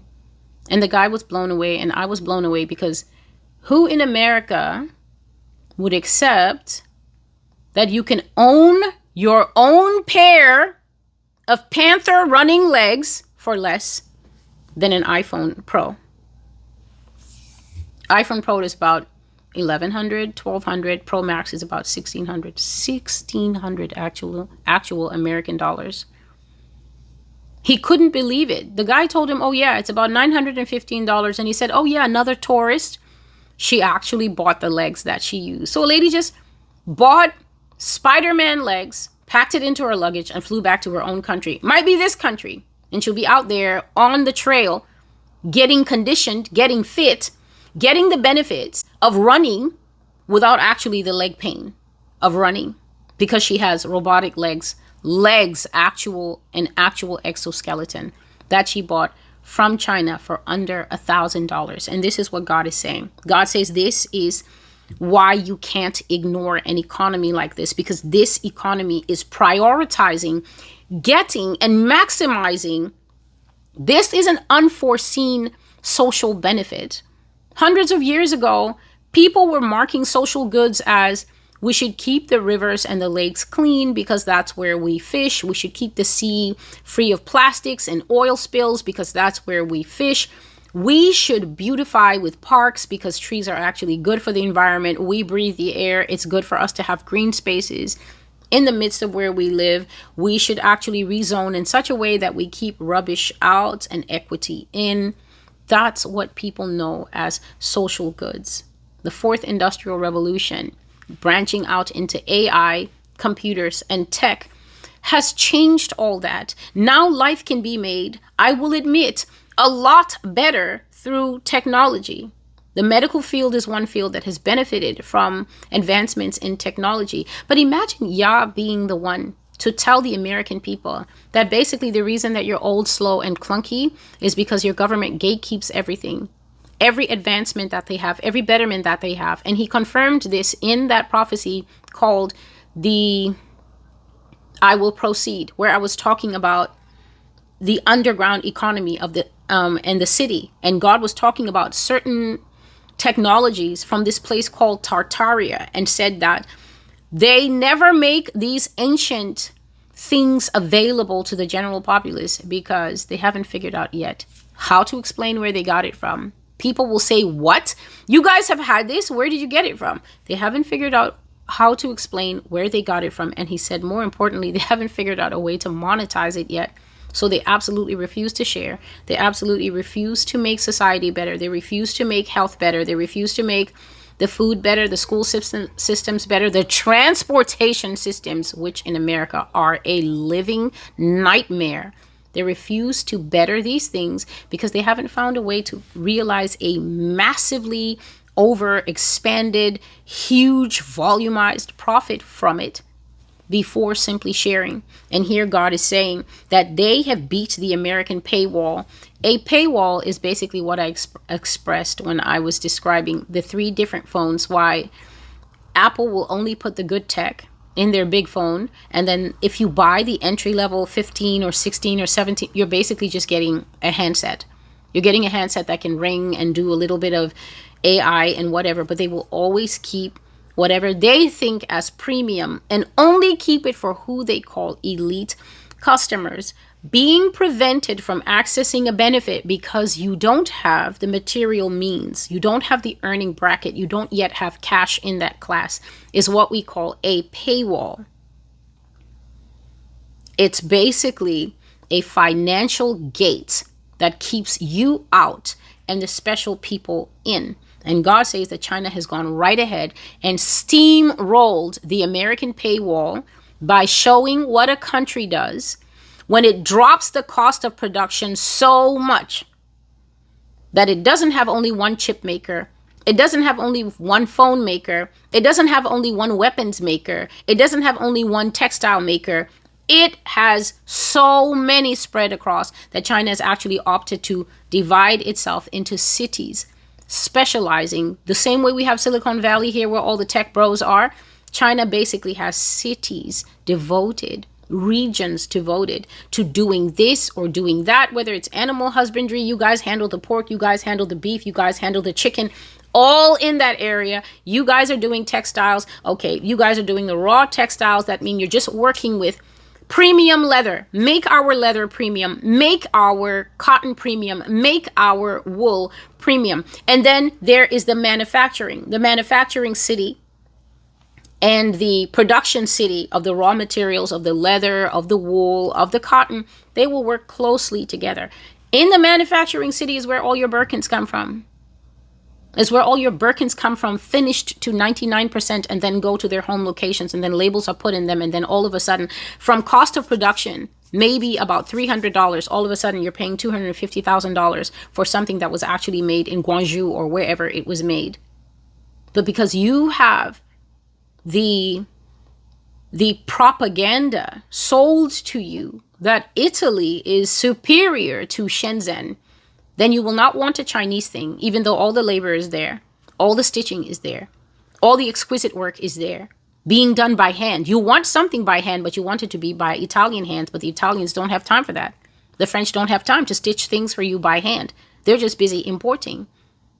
A young man on the streets of New York caught a very upmarket brand, I think it's called Maison something, getting clothes from somebody like Primark.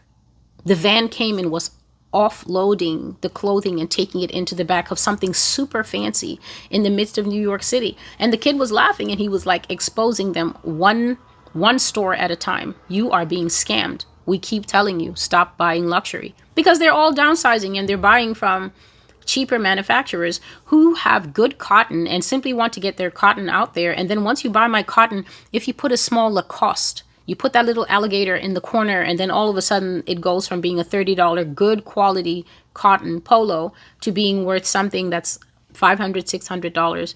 Well, what can the guy say? He's moving his shirts at a cost that's fine for him because maybe he made it for $5. And so to take it from $5 to $30 is fine. If you want to take it from $30 to $600 and you've actually got people who believe you, then that's okay. God is saying that the American paywall keeps the mass of the potential clientele out of realizing really good benefits, because the way that the government and the leadership does something here is if they can't maximize a profit from it, or if they can't cater to their favorite market, the super rich market, because that market doesn't want to see themselves with the same bags, the same shoes, the same phones, the same anything as who they consider the povo, then they're happy to have that paywall division to keep the majority out. China doesn't care about that. China knows that maximizing success across the board, maximizing success with the farmers, success with the animal husbandry people, success with those who do the picking, success with those who spin the fabrics, success with those who sew the fabrics, success with the rich grandmothers who wear the fabrics. They know that success across all the tiers means that China is successful, and they have leveraged that model to climb right up America's back. And then people will come here and hate me like I told them to do it. And so let's talk about the exoskeleton. The exoskeleton is something that the US government does have. And I think the movie where they showed it is something called Pacific Rim. Now, I didn't watch Pacific Rim because I didn't understand why people were inside the guts of what looked like Transformers. Wasn't my kind of thing. And besides, I already explained years ago that the last type of movie like that I saw was Transformers Part 2, because when I was watching Transformers Part 2, I actually heard Satan's voice in the movie. Not actual Satan. I heard the tones of Satan. I heard how Satan speaks. How Satan always says, that the fallen ones are better than mankind. And Satan always goes on a rant in most of these movies. You will call it a monologue, but once it's coming from the bad thing or the other bad thing, there are two bad things in every one of these action movies. The bad thing will be the Decepticons, and the less bad thing will be the Optimus Prime people. They're all demonic. They're all Nephilim. But the way that America normalizes us to love some evil and hate some evil, which is why some people in this country actually think, oh, there's good aliens and bad aliens. And that is where your life is going to come to an end. By thinking that. There are no good aliens. They're all the seed of Satan. Have you ever seen Satan produce anything that is good? It's impossible. It's against his nature. All of Satan, everything that comes out of him, every idea, thought, performative action is demonic, and it is meant to steal, kill, and destroy. But for instance, they will do Decepticons and Autobots, right?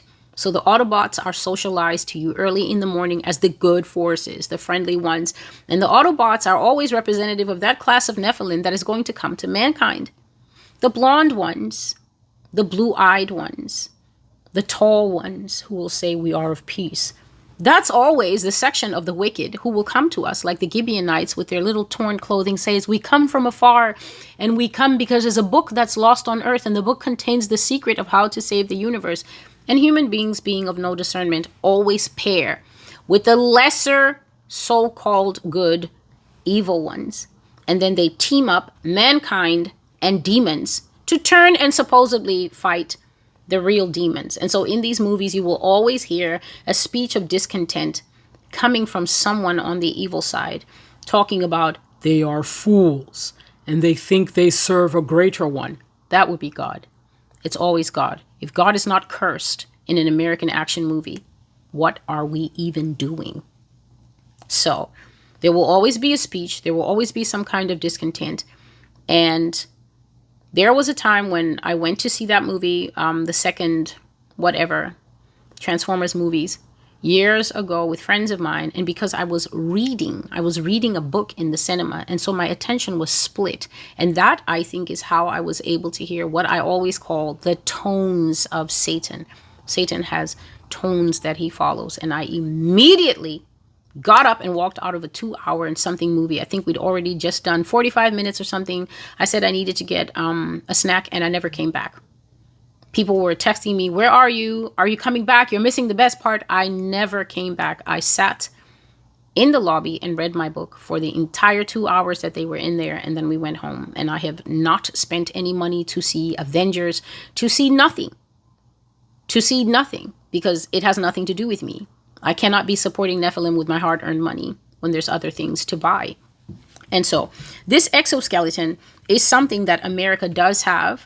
And the exoskeleton, it was in that movie Pacific Rim that I don't know anything about, except that Idris was in it. And it is a big thing that when a human being gets in it, it wakes up. And if you move your arm, the exoskeleton moves its arm, but it is much bigger than you, and you wear it like a skin. I don't know if it has a head that you put your head in, or if it is just a body. I think it does have a head, and you just put your whole self in it. So you are your small self, arms and legs, inside a big metal frame. Some of them are more fitting. Some exoskeletons are more fitting, and they're made of what feels like superhero Batman clothes. So some exoskeletons get on you, and they work with more a biometric kind of feel, meaning that they reactive to skin, reactive to touch, will seal themselves on you, will enhance breathing, will enhance thinking power, will enhance your vision and everything. But these exoskeletons that I saw in the UN prophecy, when I saw how the United Nations were outfitting soldiers, right? And that the United Nations is not going to be a positive force in the end times. The United Nations is actually going to be the largest military force they're going to be worse than the ICE agents. The ICE agents don't know that this thing that they're teaching them is to socialize them to go into that. UN forces will be the most terrible and destructive in the end times. And I saw that they have those of them who will be wearing exoskeletons and walking like this, douche, douche, douche. And that man that I tried to tussle with in the dream by, the usual spiritual rebuking thing. Hey, this, that man flung me against the wall of my bedroom. That it was not a funny story. I said that one side of my bedroom basically turned to outside.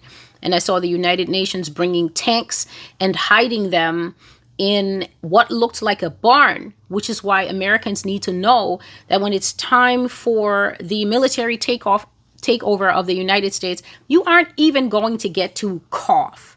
You will not be able to cough, dear listener. The tanks have been moved all over the country.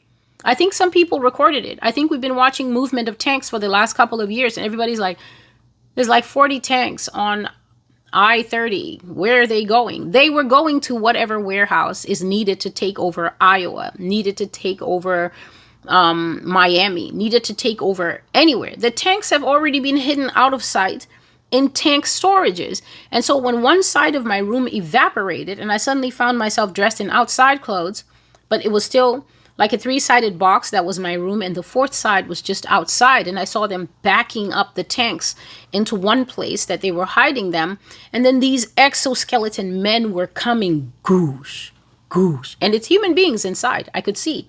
The man is like he's inside, standing on stilts, and then the stilts are the end of the man's height.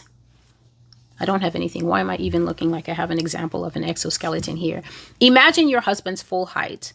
And then imagine your husband is told to climb into a robot that is much taller than him. So your husband's feet end at this level. From this level here to all the way down the second level, this is the height of the exoskeleton's foot.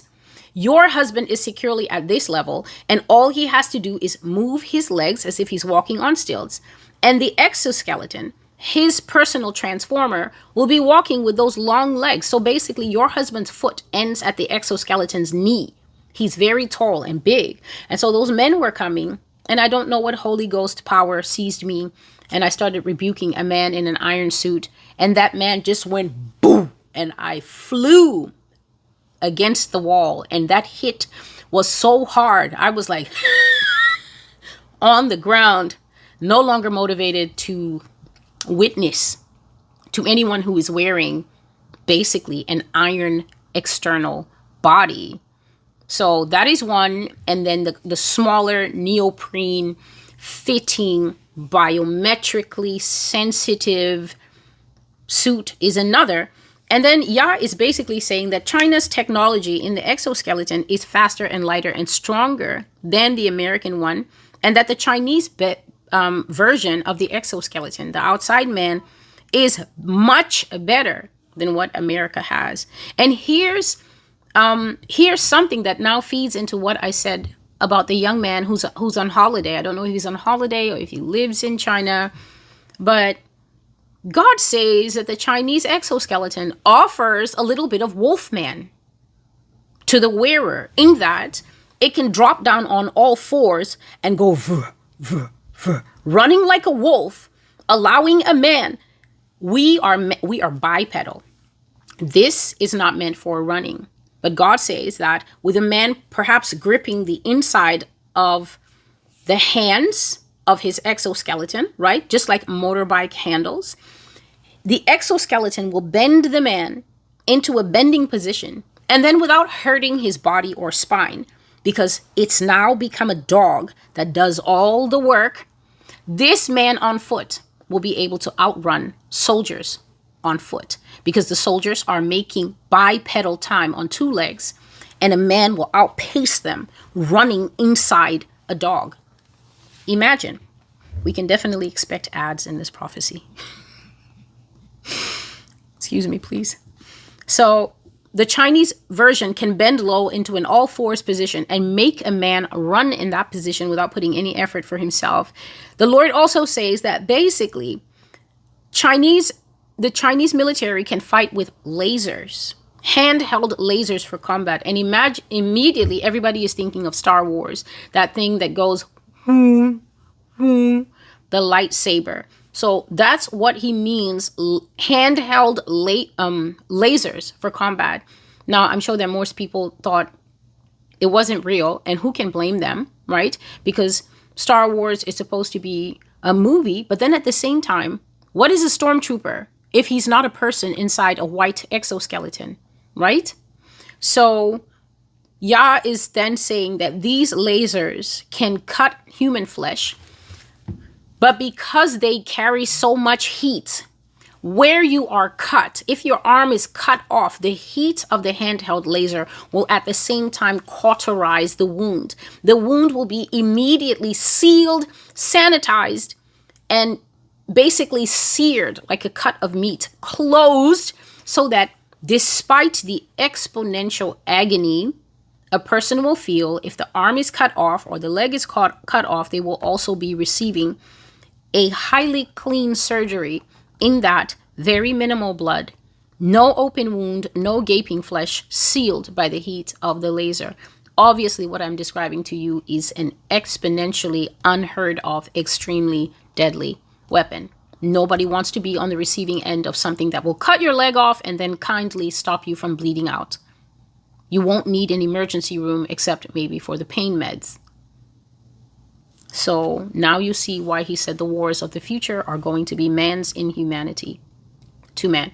So God is revealing here that when it comes to the war of domination to be fought in the future, whether it's an economic war, a trade war, which is why China is probably always laughing and saying, we are ready for anything America is ready for. You have to be able to discern that for people to speak this way, they're not only signaling that we're not worried, but a thinking person then wants to know, why are they not worried? And just by his own will, on a Sunday morning, God reveals these paragraphs that are now giving us insight into why they are not worried, because they have modern technology that America and Western allies know nothing about. How dangerous is it to provoke and antagonize people who have all manners of things? America's making noise about the fact that Bill Gates is talking about the fact that he has weaponized mosquitoes, diseased automated mosquitoes. Who knows what China has? Who knows what they have? In fact, I have seen online that they have something that strongly resembles cloak of invisibility. I've seen it demonstrated. Some kind of cloth, ordinary looking cloth that they put in front of things and the thing is not there. They put it over a man, they put it over something, the thing is not there. Technology that America and the Western allies know nothing about. This doesn't mean that Putin doesn't know about it. This doesn't mean that this is not something that Kim Jong-un was shown when he went all the way to China by his bulletproof train. What it means is that the people who always think that they're sitting pretty and that they've got their fingers on the pulse of the world, and that if a war is fought, please listen, Americans, it's very important. It's very important. America and America supporters worldwide, it's very important to know the danger of thinking that you've got your pulse on the world's temperature, and that if any war is going to be fought, you're going to call the shots, only to find out that there are metrics to the thing that you know nothing about. That in normal language is what we call a very nasty surprise waiting for you. Hectically nasty surprise. That's what it means to not know everything that's in your enemy's arsenal. That's what it means to say that you want to go to war with people who are naming their toys the 60-1. And so we have heard about handheld lasers in combat. We have heard about exoskeletons that far surpass what America has managed to achieve. We have heard that the war of domination to be fought in the future is not going to be handed to the United States, but instead will be won and dominated by China. We have heard that there are a whole lot of secret goodies that the United States knows nothing about when it comes to her constant enemy. We have heard that China's capabilities should not be reduced to what America calls a distraction in the field. That any research you might hope to do on their technology and their advancements, you will find the statements, these are not claims, the statements that the Lord has had me make in this video that they bear out when you do your research.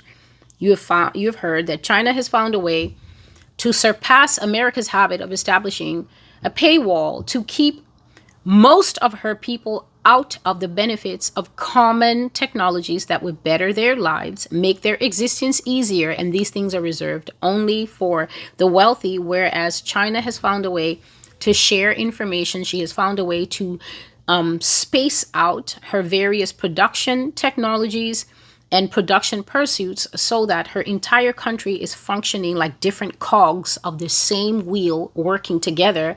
And the benefit is how she has ended up with a one China.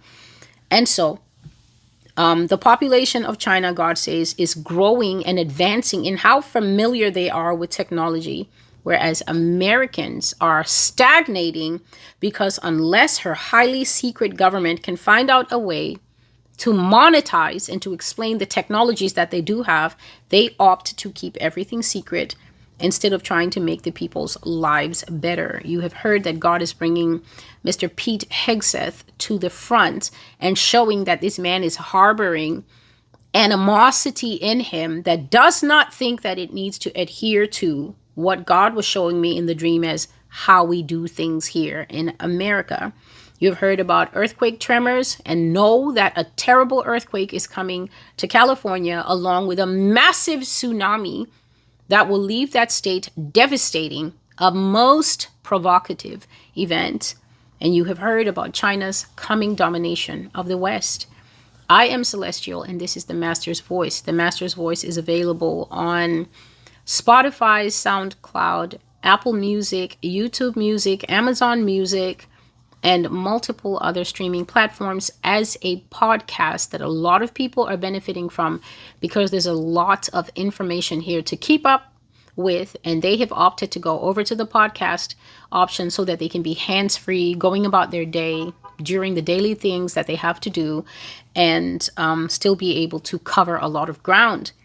There is a Telegram channel. I have different socials, Telegram, Facebook, Instagram. Please feel free to go to those places and support so that the blog can grow and it can help overcome the shadow banning that I experience on many platforms. For instance, if you're being unsubscribed, there's nothing for it. YouTube is going to continue to do it forever.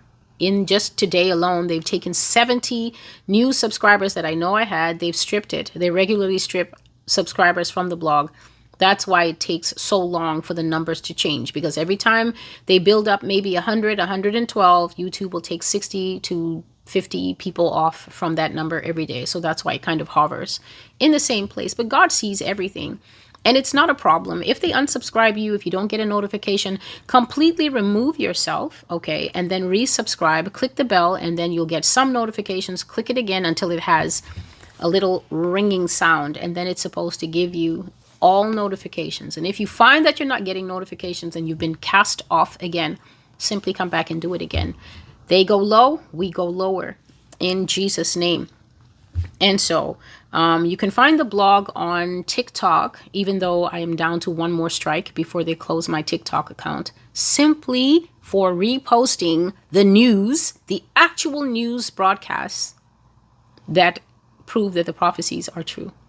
Incredible. I have Facebook, I have Instagram, I have Telegram, I have some other things. I'm not sure. I have a BitChute channel, a Rumble channel, a Brighteon channel, and an Odyssey channel where you can watch the videos in case you're having a problem with YouTube. And God bless you, those of you who support the blog. Your gifts are highly appreciated. I pray for you that the Lord will constantly pour back into your basket so that you can increase. And even more than that, let the Lord meet you at the point of particular need that you have. Let the Lord sow things, intangibles that are worth more in silver and gold, such as good sleep, such as peace, such as the gift of self-control that you can find in Galatians 5:22 and 23. Self-control is an immeasurable blessing. It is the kind of thing, along with wisdom, that you cannot buy, even if you tried. Self-control and wisdom will make of your life a beautiful thing in the hands of the Lord, because you will know where to speak. You will know who to speak to. You will know how to speak. You will know when you should hold back. You will know when you should go forth. So I pray for you on the Master's Voice that you will take off the dirty, overly colored robe of Mystery Babylon, and you will simply bow down, get on all fours, and become a sheep, like me, the one here who brings you the Lord's prophetic words, because the Lord is only coming back for the obedient sheep of the church. Until I see you again, God bless and goodbye. Now, I'm 80 years old, and I'm sure there's a lot of people that can hear my voice on TikTok that are my age or older. And we can relate. We can tell you stories about this country that we weren't exactly thrilled about over the years. I'm a vet. I was part of that blockade in 1962 when Kennedy told Khrushchev to remove those missiles out of Cuba. We went down there. I was in the Navy. We went down there and we blockaded him. And we all thought we were going to have a nuclear war back then. That's what we actually thought was going to happen. But level heads prevailed. We don't have those level heads today. You've got Pete Hegseth has told all the generals and admirals that are stationed all over the world, drop what you're doing and you come to Washington because we're going to have a talk. And I'm pretty sure Trump is going to be with me. And we're going to give you a pep talk, see? We're going to let you know that whatever orders that you receive, you're going to follow them. That's what this meeting is all about. You think it's any different, you're out of your mind, okay? And at the same time, Trump has ordered National Guard troops to Portland, Oregon, and he has given them the order, use full force if needed. What does that mean? Full force. It tells me to think about May 4th, 1970, when the National Guard was called to Kent University because students were protesting the Vietnam War. And those National Guard troops murdered 4 students. Now, what if that was to happen in Portland, Oregon? Now, we know National Guard because they're our neighbors. Some of them are our family. And the President of the United States has ordered them to use full force if necessary. Now, what if they was to do that? What if they actually gunned down their neighbors or their relatives, for that matter?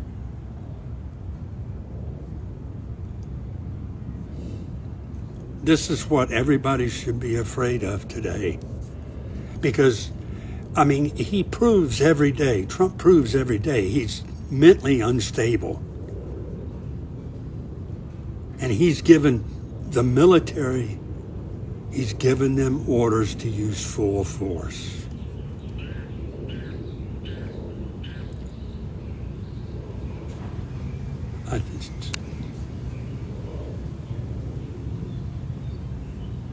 He's not going to stop, okay? I've said this and I'm going to keep right on saying everything he's doing right now with the military, the National Guard troops going to all these cities, it's a prelude to martial law. And that's another reason why this meeting with the admirals and generals in Washington today is going on. Because he's letting them know you're going to be getting orders and you're going to follow them. The Secretary of Defense is taking the unusual step of calling hundreds of generals and admirals to meet with him. Charlie D'Agata is at the Pentagon. The meeting is set for next Tuesday at the Quantico Marine Corps base in Virginia. A gathering of this size in person on such short notice is rare, if not unprecedented. There are around 800 general-level officers in the armed forces. It's not clear how many have been summoned or exactly why they've been summoned, even from active war zones around the world. Defense Secretary Hegseth has already ordered a 20% reduction in 4-star officers, and he's fired more than a dozen military leaders. One retired general told us Hegseth may use the meeting to outline future reductions. Hundreds of U.S. generals and admirals are expected to attend a really unusual meeting here at Quantico Base in Virginia on Tuesday. And they were summoned last week by Secretary of Defense Pete Hegseth, who we're told wants to give a speech about the, quote, warrior ethos and outline new military readiness standards, as well as new grooming and fitness standards for the force. Now, we're also told that President Donald Trump is expected to be here at Quantico on Tuesday, and he is going to be speaking to the gathering of his generals and admirals as well. And sources say it's going to be akin to a, quote, pep rally. It's going to be a chance for Hegseth and for Trump to outline their new vision of the U.S. military under President Trump's administration. Now, generals and flag officers were not told why they actually had to drop everything and travel to Virginia. And a lot of them have raised questions about why they need to be here in person in order to hear Secretary Hegseth make these remarks, especially because these remarks are expected to be live streamed and they are going to be recorded to be released later as well. But a lot of the military officers, prior to really understanding the purpose of this meeting, had raised concerns that perhaps it could be some kind of loyalty test, because Secretary Hegseth, as we have heard previously from him, he has expressed disdain many times for the very generals and admirals that are going to be assembled in that room on Tuesday. This morning, hundreds of admirals and generals are leaving their posts from airfield, at sea, and at tactical headquarters around the world. Defense Secretary Pete Hegseth summoning all U.S. general officers and admirals in command positions and senior enlisted leaders to a meeting at the U.S. Marine Corps base in Quantico, Virginia. But even those told to attend the meeting do not know what prompted Hegseth's call and what will be discussed. The Pentagon saying only the Secretary of War will be addressing his senior military leaders early next week. President Trump was asked about the meeting, but perhaps misunderstanding the question or unaware of the Hegseth meeting, he seemed to think it was foreign generals who were coming to meet Hegseth. Well, I know. I love it. I mean, I think it's great. Let him be friendly. Let him be friendly with the generals and admirals from all over the world. Why? Is there something? No, but is there something wrong with it? Vice President Vance stepping in. It's not particularly unusual that generals who report to the Secretary of War and then to the President of the United States are coming to speak with the Secretary of War. But there has not been a meeting quite like this one, and it has created apprehension among senior officers. Last May, Hegseth ordering at least a 20% reduction in the number of four-star generals and admirals across the active duty force. It's in keeping with President Trump's commitment to achieving peace through strength. We're going to shift resources from bloated headquarters elements to our warfighters. The secretary has already fired at least 15 senior military officers, including General C.Q. Brown, the then chairman of the Joint Chiefs of Staff, and the first woman to command the Navy, Admiral Lisa Franchetti, also let go. While the topic of the meeting remains a mystery, given what President Trump and J.D. Vance said about it, it does not appear to be an urgent national security matter. But having this mean senior officers away from their post does create concern among some. Rebecca? What have you heard from the ranks of folks that may be attending this type of meeting in anticipation of what is to come as you've been talking to your sources? There's a tremendous amount of concern about this meeting and what they're going to be told and what's going to happen. I think that there is a huge amount of trepidation among not just the people who are going to be there, but people who work for them, people who served at high ranks in the military about the optics of this. Is this going to look like there are hundreds of men and women with stars on their shoulders who are deferential or who seem to be in some ways praising the commander-in-chief? Now, he is their commander-in-chief. He is the head of the United States military. So, of course, there would be deference, but it's a very fine line, and there's a lot of concern about how this is going to look, not just here in the United States, but overseas. This is the kind of gathering that would not usually happen in the United States. I can't say it's unprecedented, but we've not been able to find any case where anything like this has occurred in the United States with the U.S. military. There is a tremendous amount of trepidation about this event tomorrow. Remember, I'm the president of peace. It's good to get along. It's good. You act like this is a bad thing. Okay, yeah, please. Secretary Hegseth is inviting military leaders from all around the country on Tuesday. Will you also be there? From all around the country to what? To Virginia. He's inviting the generals and admirals to Virginia for a big meeting. Well, I know. I love it. I mean, I think it's great. Let him be friendly. Let him be friendly with the generals and admirals from all over the world. Why is there something? No, but is there something wrong with it? What is it about? Will you be there personally as well? And what is it about? Well, I'll be there if they want me, but why is that such a big deal? I mean, the fact that we're getting along with the generals and admirals from all. Remember, I'm the president of peace. It's good to get along. It's good. You act like this is a bad thing. Isn't it nice that people are coming from all over the world to be with us? It's not particularly unusual that generals who report to the Secretary of War and then to the President of the United States are coming to speak with the Secretary of War. It's actually not unusual at all, and I think it's odd that you guys have made it into such a big story. Is it a big story? I mean, I don't think it is, sir. I would think it's no, but isn't it a good story? I mean, we're respected from all over the world as a military force. I rebuilt the military during my first term, and even though we gave a chunk of it away to Afghanistan. But we're talking Afghanistan too, by the way, about Bagram and about that. But that's a very small amount compared to what we rebuilt it by. But I rebuilt the military, and we're very respected. We have the strongest military anywhere in the world without question. We have the greatest equipment in the world. We're selling the equipment to other countries. And a lot of generals want to be here, and they want to look at they're also going to be touring equipment sites. They're going to be talking about the newest weapons, et cetera, et cetera. But I think it's great when generals and top people want to come to the United States to be with our now called Secretary of War. Does everybody like the name? I do. You said something really interesting. This was unusual when we first learned about it, despite the White House saying that it wasn't, that they thought this was a positive gathering of the top generals. But you have so many of them coming from their posts all over the world for what will ultimately be a speech from both the president and from now the Secretary Pete Hegseth of the Department of what they call War, of course, the Department of Defense formerly. And they are going to be talking about what the White House and what the Trump administration hope is a message of how they feel they have transformed the military under the leadership of both of those men. And they're going to be talking about this, quote, warrior ethos. But yes, President Trump was not a part of the original plan, but now we're told that he will be going there. He will be addressing these generals.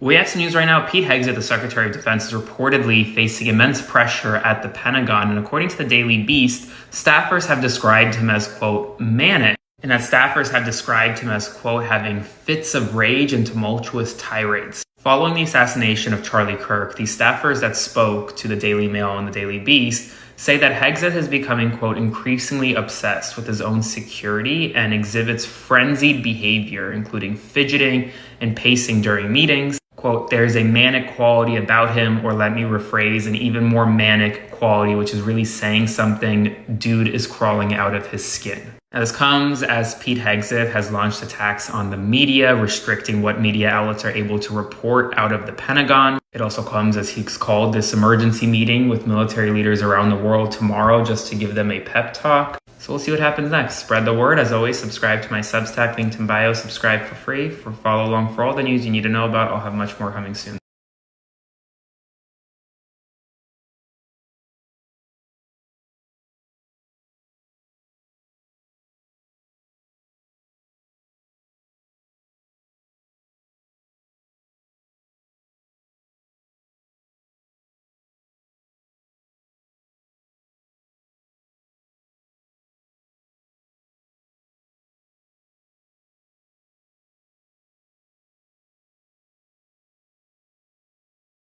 Celestial, America is preparing for an earthquake. All of this that you see is how I am warning them of a great earthquake. They shall have a great earthquake, and the roads are preparing to split apart in every way. The roads are telling them what is coming, but they're acting as if they can't see it. They're having warnings in every state that the ground is not stable.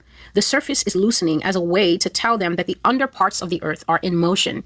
The underparts of the earth are slowly shifting every day until the shifting underneath has cracked the road's top, but they are preferring not to see it. Every state is complaining of these cracks, and many are experiencing changes in other weather phenomena, but they keep reporting it as a strange thing is happening in this and that place. A strange thing. A strange thing. It is a strange thing indeed, not to recognize your own destruction when it is right upon you. Celestial, look at the earth. And I looked and I saw the earth in America rocking. It was rocking what we would call imperceptibly, meaning that the degree to which it was rocking was so small in some places that you would really, really have to pay attention to see any motion at all. Excuse me, please. So the roads, in some places, that is the under part where you can't see, the part that's underneath all the road and surface materials that we put to be able to carry out daily life. That part either seemed to be chafing itself. It seemed to be rubbing back and forth like this. So this rubbing back and forth was taking place at the lower level. And then it also seemed to be swaying in small measures that you could barely see at all. Yet after it had done that for a while, either the back and forth rubbing measures, the chafing, where the ground is actually shifting back. That's one kind of rocking. And then where it was swaying side to side, as in the whole ground goes here and here, here and here. You have to understand that after a while of that taking place at the lower level, because the lower level isn't stable, eventually it's going to cause too much pressure on tar and crushed rocks and whatever they use to lay roads that is laying in one solid flat layer. If something is solid and flat, laid on a surface that once used to be solid and flat also, but then the bottom starts moving back and forth, this part on top will experience too much distress, and then it will eventually crack. And then I saw the cracks start to spread up and down, because now once the solidity of the top layer has been split like this, then the crack will just run all the way up and run all the way down. And so I saw the roads splitting just like when the seams of trousers split. And this is what the Lord said to me: America is preparing for the earthquake. And everywhere you see the cracks appearing, the quake will be felt in that place, because the ground is already weakened in that place. The cracks will tell the story of how far the damage of the California earthquake goes. Go and tell them what you see. At 6:45:29 UTC on September 26, 2025, a magnitude 5.9 earthquake struck 231 kilometers west of Bandon, Oregon. The epicenter was located on the Pacific Plate near the deformation front of the Cascadia subduction zone. No tsunami alert was issued. Depth remains unconfirmed. No damage has been reported. This was an outer rise earthquake in a known stress loading zone adjacent to the locked portion of the Cascadia fault. That fault has not ruptured since January 26, 1700. It remains fully locked along its entire length from Northern California to British Columbia. Roughly an hour later, a magnitude 3.0 aftershock occurred in the same offshore region. No additional activity has been recorded so far. Seismic networks are monitoring for tremor patterns, slip events, and changes in strain across the plate boundary. Cascadia has shifted. The surrounding fault environment is being actively observed for changes. We will update immediately if further seismic movement or inland deformation is detected.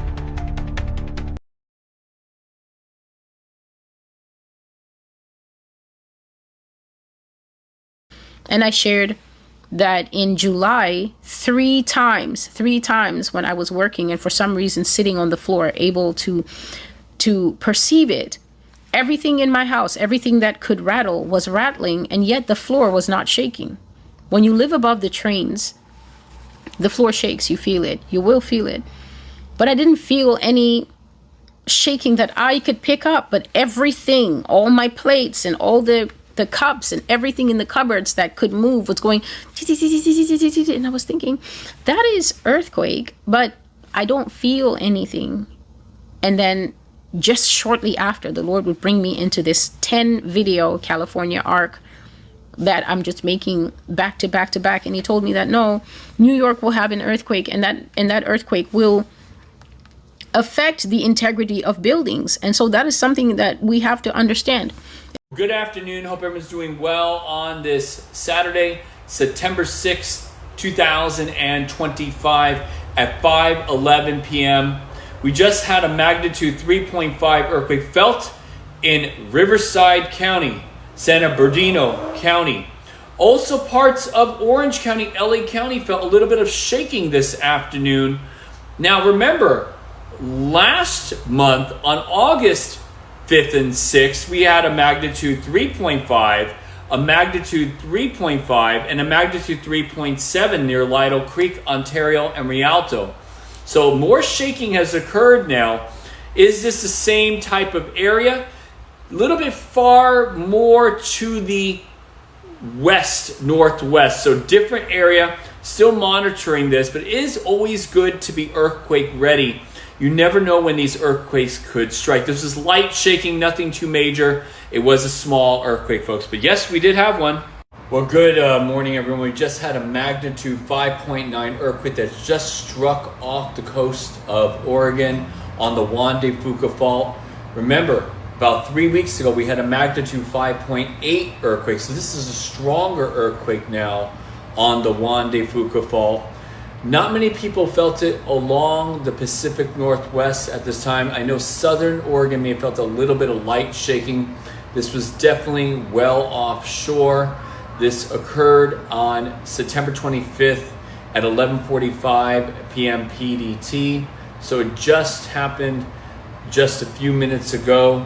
And again, this was a magnitude 5.9 earthquake. You never know when these earthquakes are going to strike. It is a reminder on how volatile the fault systems can be. And it's a reminder that we can also see more earthquakes that can occur, just like we waited 3 weeks and now boom, here comes another one. So always be earthquake ready, guys. Always. This is the Weekend Earthquake Report for September 27th to 28th, 2025.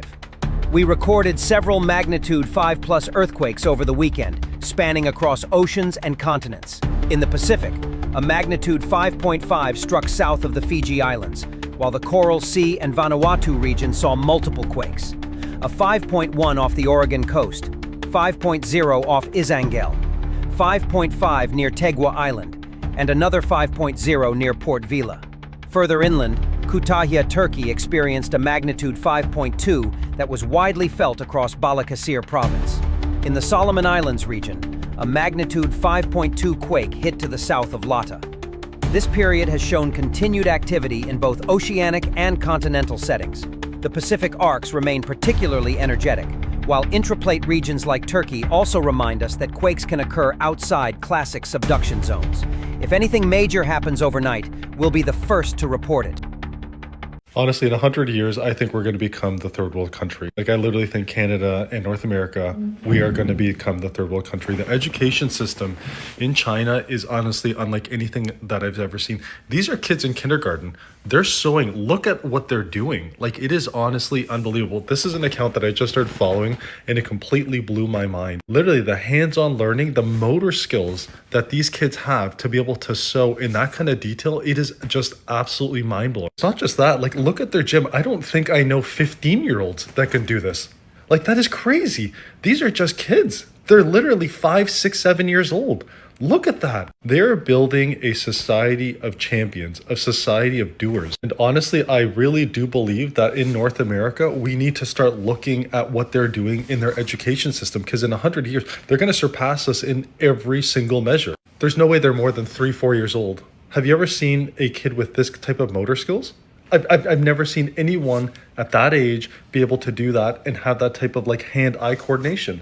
Like, look at the things that they're teaching them. It's all hands-on training. It's all useful stuff.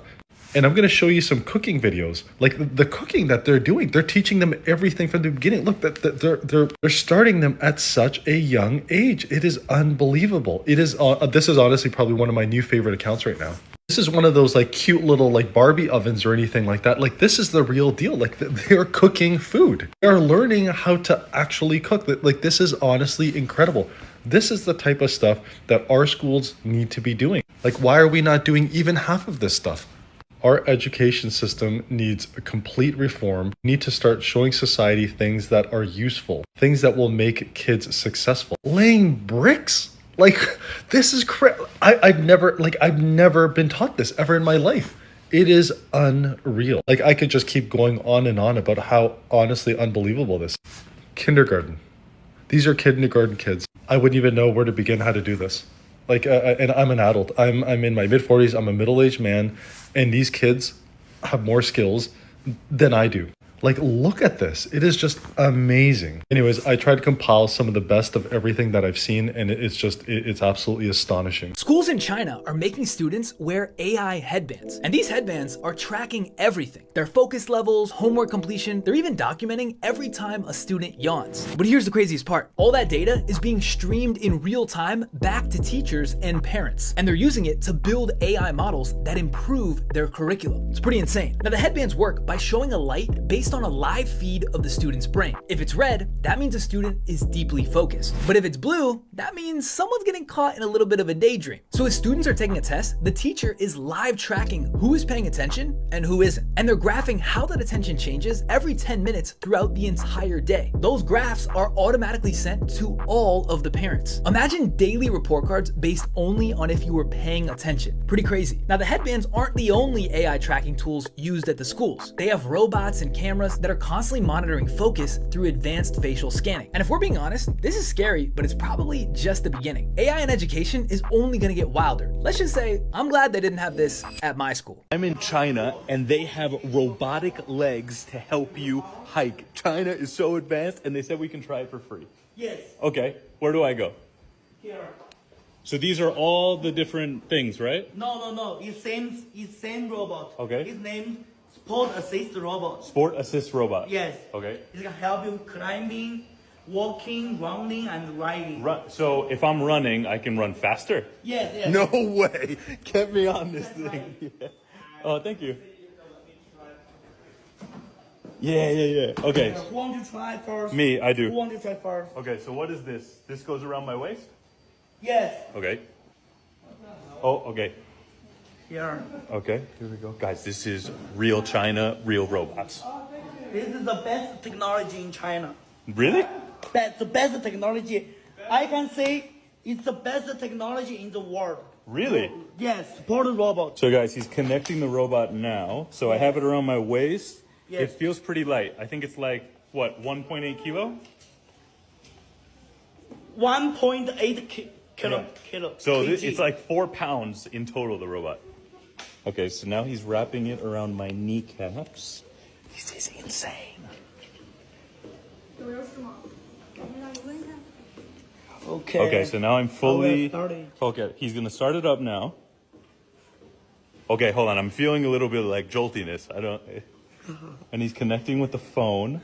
Guys, China is the most technologically advanced country I've ever seen in my life. I thought it was Japan, but China is winning this battle. Something's happening with the legs. Okay. What? Okay, what am I doing? What? Okay. Okay. Start to walk. Walking normally. Okay, I'm walking normally. Whoa, oh my gosh! It's like moving for me. It's like easy walking. Okay. In here have AI. Okay. And it can feel you walking frequency. Okay. This robot will fit you, not you fit the robot. This robot will fit you. Okay. So can I run? Yes, you can run. Now? Sure. Now I can go? No. The robot is like, I'm putting no effort into running, and I'm like running so good.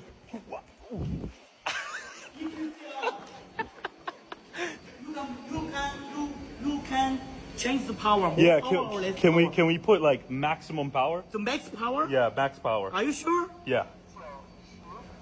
I don't know if this is a good idea. Bro, how does it feel? It's like doing nothing. This is the max power. Max power. Walking carefully. Okay. Can I run or no? Yes. Run? Guys, the robot wants to move by itself. Okay. Oh, it's moving for me. I'm not walking. I am not walking.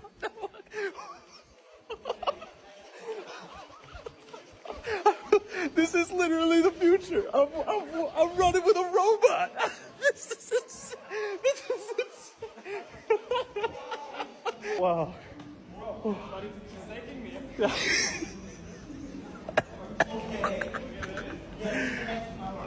Wow. Brother, this is the coolest thing I have ever seen in my life. Sure? Yes. Yes. 2 weeks ago, where are you from? America. America. Oh, American. An American woman died She bought it. She bought it. How much does this cost? It cost about $915. $950? Yes. Bro, that's way cheaper than I thought it would be. $1,000. Yeah, $1,000. About $1,000. And how much battery life does it have? We have two battery here. One battery. Okay. Two battery. The batteries are on my butt. Can support you use 8 hours. 8 hours. 8 to 10 hours. Wow. 8 to 10 hours. Guys, China has robot body suits for less than $1,000. Insane.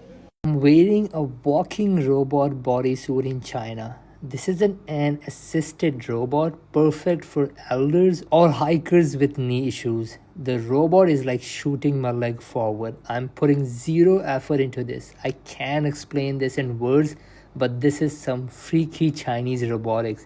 So imagine like you're walking on a pillow. They said that this technology is 1 year old. This is improving my walking speed while reducing the amount of effort I have to put. This is insane. This is China. Chinese are climbing mountains with robot suits, and if that's not wild enough, robot dogs are carrying their bags too. At Mount Tai, a sacred mountain with over 7,000 steps, tourists, especially the elderly, are renting robotic exoskeletons to help them reach the top. The suit weighs 1.8 kilograms and uses AI to detect your movements and assists your legs as you walk uphill. The battery lasts 5 hours and covers up to 14 kilometers and costs around 60 to 80 yuan per use. While it's designed for people with mobility issues, people in the comments have other ideas, like using it as a cheat code for losing weight. So, would you try this on your next hike? China is so advanced. This is a robotic ice cream vending machine. You choose the type that you want and then you scan the QR code to pay. It registers and then the robot begins to take out a cup. It fills the cup with the ice cream of your choice. It adds on any toppings that you selected. Then it's done. I bet you have never seen this before. This is a vending machine in China that allows you to place your drink in this compartment. But what it does to your drink is the cool part. Once it lights up, it means it's going to work. And all you have to do is hold your bottle upside down and slowly in real time, your drink will freeze up and chill. Perfect for the summer. Okay, so I gotta show you something about this crazy Chinese stuff. We click this button and we scan our face. And then we just open it, take one of those. Yeah. And just walk away. 6 everyday things in China that made me realize we're living in the past. Let's go. Nah, but it's embarrassing how behind the rest of the world is. Watch this. Number 1, face or palm scan payments. You don't need your phone or your wallet out here. You can actually scan things with just your face and your palm alone. And a lot of times, if you're trying to get into like a water park or an arcade, you just scan your face to get in. Number 2, delivery robots. And I'm not just talking about the food robots that you see on the streets, because a lot of other places have that as well. I'm talking like legit AI robots that'll deliver your food straight to your door. I've also been in the malls and seen robots dancing and talking like normal people. It's scary. Number 3, public toilets with heated seats and self-cleaning systems. But Christian, that's not really high tech. I'm not talking about the heated seats alone. No, I'm talking about toilets with legit sensory flush, bidets, music, strobe lights coming out of there. Like, you guys don't understand. The best feature out of all of this is how it auto cleans after every person, even in public parks. Number 4, high-speed trains that make planes look dumb. Most of these times, these trains go insane speeds and it doesn't even make sense to fly. And most of the time, they come fully serviced with plenty of staff and food, and they're way cheaper than a lot of these flights. Number 5, the traffic lights with countdown timers. Every single intersection has a huge timer on it that tells people when exactly it's going to turn red or green. And the craziest thing is that the GPSs also reflect the timer on the screen, so you know exactly when to go or stop. Number 6, smart trash cans that can talk and sort your garbage. The trash cans here will scan what you toss, and if you toss it in the wrong section, you will have a robot screaming at you. And there y'all have it. Those are 6 futuristic things here in China. I hope y'all enjoyed that episode. I love y'all. Be safe. Peace.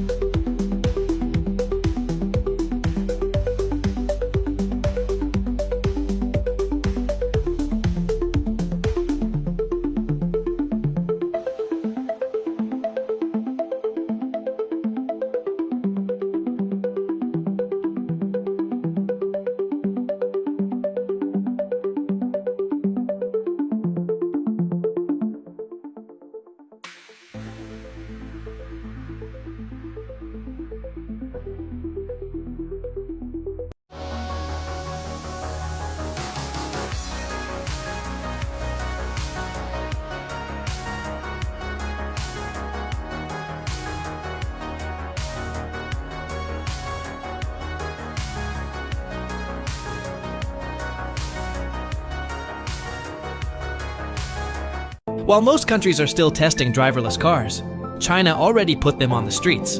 For real. In cities like Guangzhou and Shenzhen, autonomous buses run daily routes.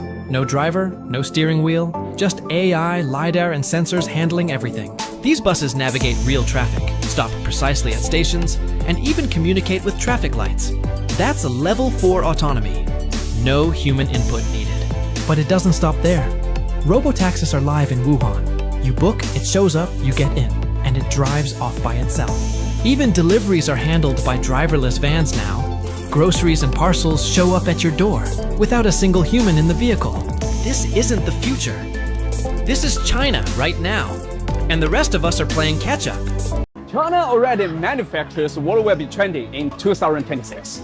And you could see it before anyone else. Every day, more than 4,000 new products are created in Chinese factories. Gadgets, household items, sustainable solutions, and technology that isn't yet available in America or any other countries. The business is about getting ahead, not waiting for everyone to sell it. I live in the world's factories and have direct access to these products before they reach the mass market. If you'd like to receive a private catalog or innovative products to stay ahead of your competition and align ourselves to establish a long-term relationship, write to me and I will be your business partner in China. Bye. China. The technology in China is unbelievable. So, say for example you're out, you're having a fun time, you didn't bring your charger, you didn't bring your USB cable. Back in Europe, that's an issue. However, if you're in China, that's of no issue. So, say you want to charge your phone. They have benches with wireless chargers built in, and they're all powered by solar panels. Same here, same here, same here, same here. So, I think I'll sit here and charge my phone for a good 30 minutes, get that free charge. Whoa, charging! This is our $1,200 a month penthouse here in China. This place has crazy features before entering the unit, such as a key fob entrance, face scan to enter your building, and we even have a private elevator that takes us right up to our front door. Can you believe it? To enter our unit, all you have to do is place your thumb on the door handle and it reads your fingerprint, and then voila. Our penthouse consists of 4 bedrooms and 3 bathrooms. We're only 2 people, so of course we're going to be turning the other bedrooms into an office, a content room, and maybe a movie theater, depending on how we feel. The living room is very spacious, and to be honest, this is what sold us when searching for the perfect penthouse. I mean, look at all of this room. The next thing that sold us was the kitchen. If you don't know, your boy MJ is a chef, so I like to throw down in the kitchen. So once I saw how much room the kitchen had, my mind was already made up. And yes, it came furnished 100%, meaning we didn't have to purchase any of the furniture items that you see. All we had to do was pay and move in the same day. This penthouse also came with heated floors, washer and dryer, a refrigerator, and it even comes with a digital tablet that controls the elevator to let some of your guests up and down, and you can even see what's going on around the property thanks to the security cameras. It doesn't get any better than this for $1,200 a month. What can $1,200 get you a month in your country? And for all of the people that don't think this is really our place, watch this.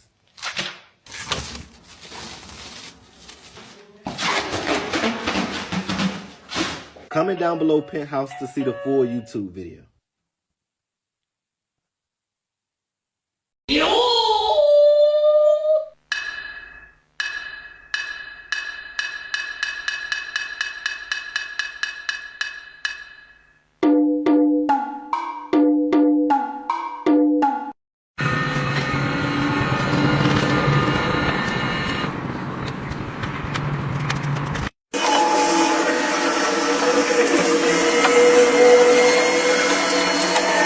China just invented bone glue. If you fracture or break one of your bones, all they do is open you up and add some glue to it, and boom, you're fine. You don't even gotta wear a cast. People are saying, meanwhile, in America, we're bringing back the polio virus. Yeah. This got 3.8 million views, 170,000 likes. And people are just constantly talking about in the comments just how much better China is. Like, didn't they literally come up with, like, robots and all this crazy stuff? They're also coming with other insane inventions. Like, they literally came out with TikTok, which is crazy. But yeah, what do y'all think about this in the comments? Because it literally seems like a lot of people are like, yeah, I think I'm gonna move to China now. But some people are actually defending America, by the way. Meanwhile, China probably stole the technology from the US. Yeah, okay, bro. That is literally what the US wants you to think. Like, oh, anything good from China, oh, they stole it from the US. Like, dude, get the hell out of here. What are you even saying? Anyways, what do y'all think about this in the comments? Because I literally see, like, new breaking news stuff like this, like, every single other week where they come up with some insane thing. I mean, the fact that you can have bone glue for fractured bones is insane. But yeah, what do y'all think about this in the comments? It literally only takes 3 minutes and no surgery or medical plates are needed anymore. Hey, China, what's new with you? Bro, we made something awesome. We made a glue that would fix broken bones in minutes. Wait, is that even possible? Yeah, for many years, if someone broke a bone, doctors would put metal plates and screws to keep the bone in place. And the healing would take so many months and would even need a second surgery. Why? To take the metal out. But then scientists were like, can we fix a bone the same way we can glue things together? And then they looked in nature and they studied oysters. Oysters? Yeah, if you don't know, oysters make a special glue that works in wet, salty, and running water, while normal glues don't work in water. So scientists here made a glue called Bone 2 that works like oyster glue, but it's safe for humans. Okay, no way that works though, right? Oh, we tried it. So someone had a broken wrist, so the doctors gave him 1 injection of that glue, and in just 3 minutes the broken bone pieces were glued together. Okay, this is amazing, but did it heal after? Yeah, after 3 months the doctors checked on the patient and the wrist was fully healed. The glue worked and there were no infections, no problems, and no other surgery needed. I love this. This would change medicine. It would, and hopefully we don't need those screws anymore. So we're proud of this new invention. China, this is just amazing. This is so cool. This is a viral Chinese invention right now called the Smart Urinal. And what it does, it can detect the liquids which are coming from you and gives you a full health diagnosis based on what it can see. Now it can detect things like diabetes, other health deteriorations which you're probably not aware of, and then gives you a full report on the screen for you to give your doctor. Now, this will definitely become common in most countries eventually, but China is so far ahead of everybody else right now.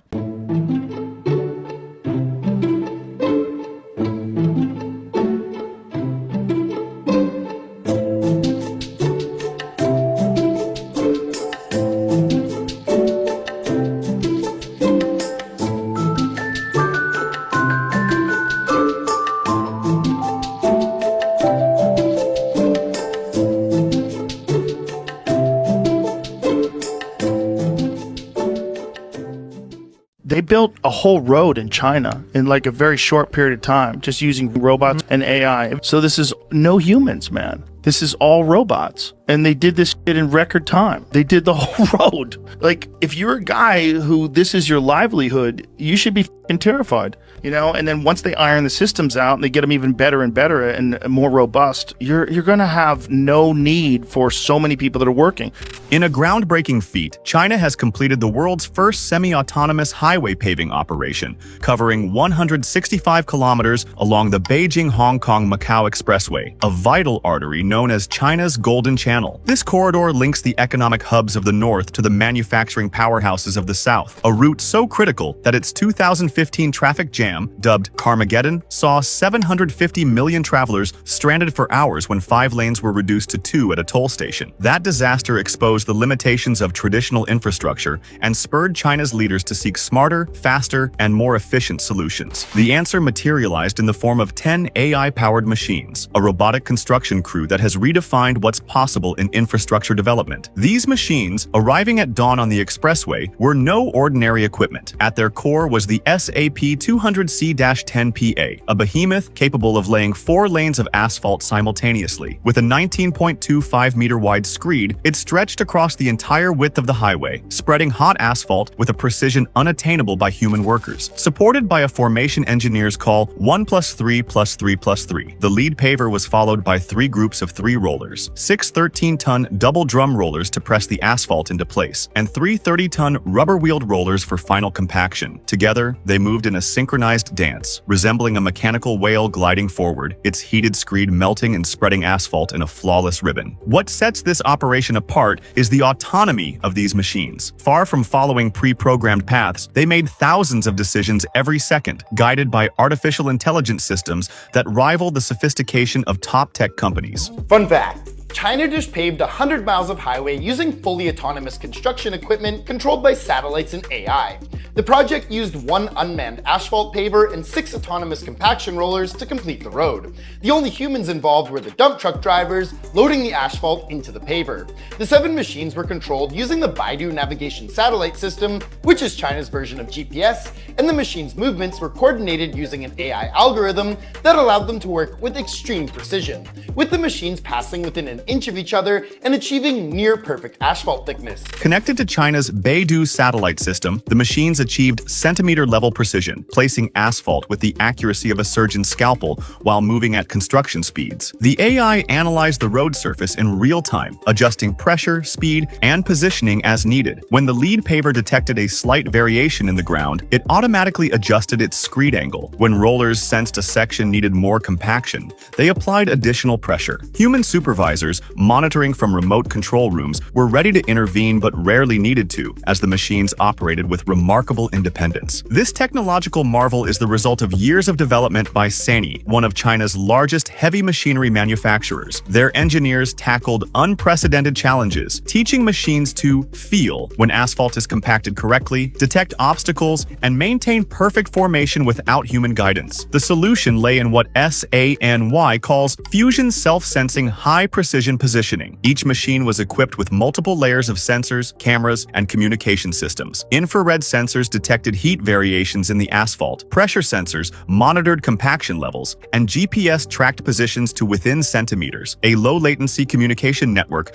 allowed the 10 machines to share information instantly, ensuring seamless coordination. Safety was paramount. Construction sites are inherently dangerous, and removing human operators requires the machines to be exceptionally vigilant. Each was fitted with electronic fences, creating invisible barriers around moving equipment. Emergency stop functions could halt operations in milliseconds if something went awry. Real-time obstacle detection systems, utilizing radar and cameras, identify potential hazards before they become issues. Perhaps the most impressive innovation was zero-edge rolling. Human operators often struggle to compact asphalt right up to the road's edge, leaving gaps or damaging curves. The robotic rollers, guided by advanced tracking algorithms, followed the pavement's edge with millimeter precision, delivering perfect results every time. The economic implications are profound. Traditional highway construction demands dozens of workers, multiple shifts, and constant supervision. This semi-autonomous approach reduced labor requirements while enhancing quality and consistency. The machines worked tirelessly, with fewer breaks and more predictable outcomes than human crews. Construction time was reduced, though the full extent of savings is still being analyzed as the technology evolves. Beyond efficiency, the project signals a broader transformation. China's ambitions extend far beyond highways. They're developing autonomous systems for bridge construction, tunnel boring, and building assembly, aiming for a nationwide network of intelligent infrastructure that operates with minimal human intervention. The world is watching. The European Union is studying China's methods. Japan is developing its own robotic systems for the 2030 World Expo, and the United States, despite trade tensions, is quietly exploring similar technologies through its Department of Transportation. The world's tallest bridge has now officially opened for travelers to cross in southwest China. Nestled in mountainous terrain, it soars 625 meters above a river and is nearly 9 times as tall as San Francisco's Golden Gate Bridge. It took nearly 3 years to build, slashing travel time across the deep canyon from 2 hours to just 2 minutes. You will never in a million years guess what Chinese students are doing for their summer break. They are learning how to become a drone flight planner. It is the hardest job in China this summer. Okay, so what is that? This isn't just flying a drone in your backyard. Think of it being an air traffic controller, but instead of directing a few planes, you are in charge of a whole swarm of drones at once, telling them where to go, what to do, and how not to crash into each other. And why? Because China is building a new highway in the sky called the low altitude economy. So basically everything that happens in the sky up to 1,000 meters. They want drones to do everything. Deliver your packages, inspect skyscrapers, and even help with farming. The Chinese government sees this as a new engine for growth, forecasting it to be a $210 billion market for this year 2025 alone. The only problem is they are building this massive new industry so fast. They don't even have nearly enough people to do the jobs. They need about 1 million workers in total. So the opportunity is huge that people are literally quitting their old careers in things like real estate agencies to get certificated as drone pilots. It's like a modern-day gold rush. China now has over 2.1 million registered drones, but only 247,000 licensed pilots. That means for every licensed drone pilot, there are about 9 drones that need managing. The math doesn't add up, and it's not just a side hustle, it is official. The Chinese government has officially recognized this as a brand new profession. And top universities in China are also offering full bachelor degrees in this. And this isn't the only new job that China announced. There are 17 in total. Others including cross-border e-commerce operation manager, elderly care service worker, AI-generated animation producer, sleep health manager, coffee or herbal tea barista, etc. Personally, I feel like this sounds like a nightmare for the show career ladder. So here I challenge Max Klimentel to get this out. For the first time in history, China has completed a manned dive beneath the Arctic ice, a place few thought humans could ever reach. Using the Jiaolong submersible and supported by multiple research ships, scientists explored one of Earth's most extreme frontiers. They uncovered surprising details about deep-sea ecosystems, from shifts in biodiversity to the mysterious flow of marine snow that sustains life in the dark. These discoveries will sharpen climate models and help us understand how the Arctic's rapid changes ripple across the planet. This isn't just about exploring the deep. It's about uncovering the hidden forces shaping our future. To dive deeper, click the link to watch our full video and don't forget to like, share, and subscribe. Thank you for watching. See you there. Whoever invented this is a true genius, and no one could have seen this coming. China has once again astounded the world with an unprecedented feat: the construction of an underwater power station. Many countries are in awe, and you won't believe what's next. Introducing the largest tidal energy power station in China, the Zhongxia Tidal Power Station. This incredible marvel annually contributes over 10 million kilowatt hours of clean energy to the grid. With a total capacity of 3,000 kilowatts, it boasts 6 500 kilowatt water turbine generators that operate for 15 hours a day, utilizing the power of tides to produce completely pollution-free clean energy.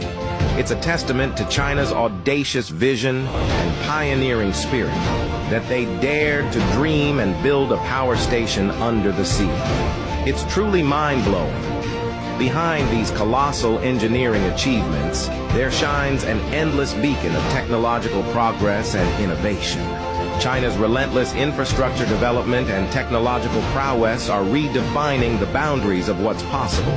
Stay tuned for more groundbreaking innovations. They are now keeping their servers under freaking water. China's newest underwater data center uses the ocean as its natural cooling system, eliminating the massive energy costs that are holding back AI development in the West. While Microsoft gave up on their underwater experiment despite technical success, China's subsea computing cluster near Hainan is fully operational and rapidly expanding. One underwater module delivers computing power equivalent to 30,000 high-end gaming PCs running simultaneously, capable of powering 8,000 DeepSeek AI conversations per second. Why does this matter? China's underwater approach solves the biggest problem in AI: cooling. Servers generate enormous heat, but by submerging them, Shenzhen high cloud technology eliminated costly air conditioning systems that drain both power and profits. Microsoft abandoned their Project Natick despite servers failing 8 times less than traditional ones, claiming it wasn't practical for their needs. Meanwhile, China is doubling down, planning 100 underwater modules that will save 122 million kilowatt hours annually. While American companies waste billions on cooling costs, China's underwater AI factories are delivering more computing power with a fraction of the energy consumption, making AI faster, cheaper, and more accessible. Will America's tech giants wake up before China's underwater advantage becomes permanent? The Chinese hit the jackpot in the fitness niche. They invented a machine that combines running and swimming. It's essentially a classic treadmill, but filled with water. As a result, this machine speeds up fat burning while reducing joint strain. This new format is already being adopted by some gyms around the world. This is one of the most futuristic cities in the world, Shenzhen, China. Just 40 years ago, it was a fishing village. Now it's a global tech hub with over 17 million people. Its highways crisscross in layers, its buildings and roads are planned down to the millimeter. No wasted space, no random lines, everything is intentional. Trains here don't use wheels, they float on magnetic tracks. Shenzhen was the first city in China to make all public buses fully electric. It has over 20 subway lines, plus airports, high-speed rail, and ports. It was also China's first special economic zone. Thanks to smart policies, it became the world's largest hub for electronics manufacturing. The tech you think of as the future? It's already here. 5G networks everywhere, AI-powered cameras, self-driving delivery bots, even traffic lights that adjust themselves in real time. Living here feels like running a city-sized operating system. From fishing boats to floating trains, this city is rewriting the future with speed and technology. Would you want to see it for yourself? China just banned NVIDIA chips that were specifically designed for China. It's part retaliation, but I think it's something way bigger and way smarter. China knows that if they keep buying from NVIDIA, they'll always be followers in the AI race. By banning these chips, they're forcing their own tech giants to build homegrown GPUs, even if it hurts short term.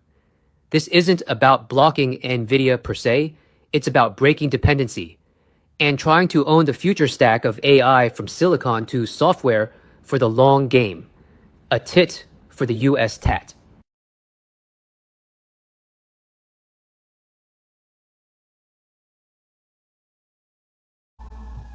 And here is the prophecy that the Lord gave for this dream. China will be the world leader in days to come. She will enter supremacy, and there will be no holding back her glory. Thus says the Lord, the reward for hard work is ascendancy, prominence, and glory. She will be the foremost nation among the nations and will take her place as a world leader who influences everybody else. All the style, culture, and compelling political rhetoric will come from her, not America. She will be the leader in technology, and nobody will be able to compete with her production rates, her prices, her market share, business savvy, or anything else. Diplomats from China will be feted. That means to be greatly celebrated and coveted as the kind of person that you want to have as your friend, the kind of person that everybody says, oh, I wish I was friends with that person, or I wish I could get that person to come to my dinner party. And the Lord says that at the same time that China will be highly sought after as an international partner or as a friend, an ally, America will be forgotten and become irrelevant as we enter the end times. The United States will fade from prominence even as the glory and the beauty of China fills the room. These are the words of the Lord.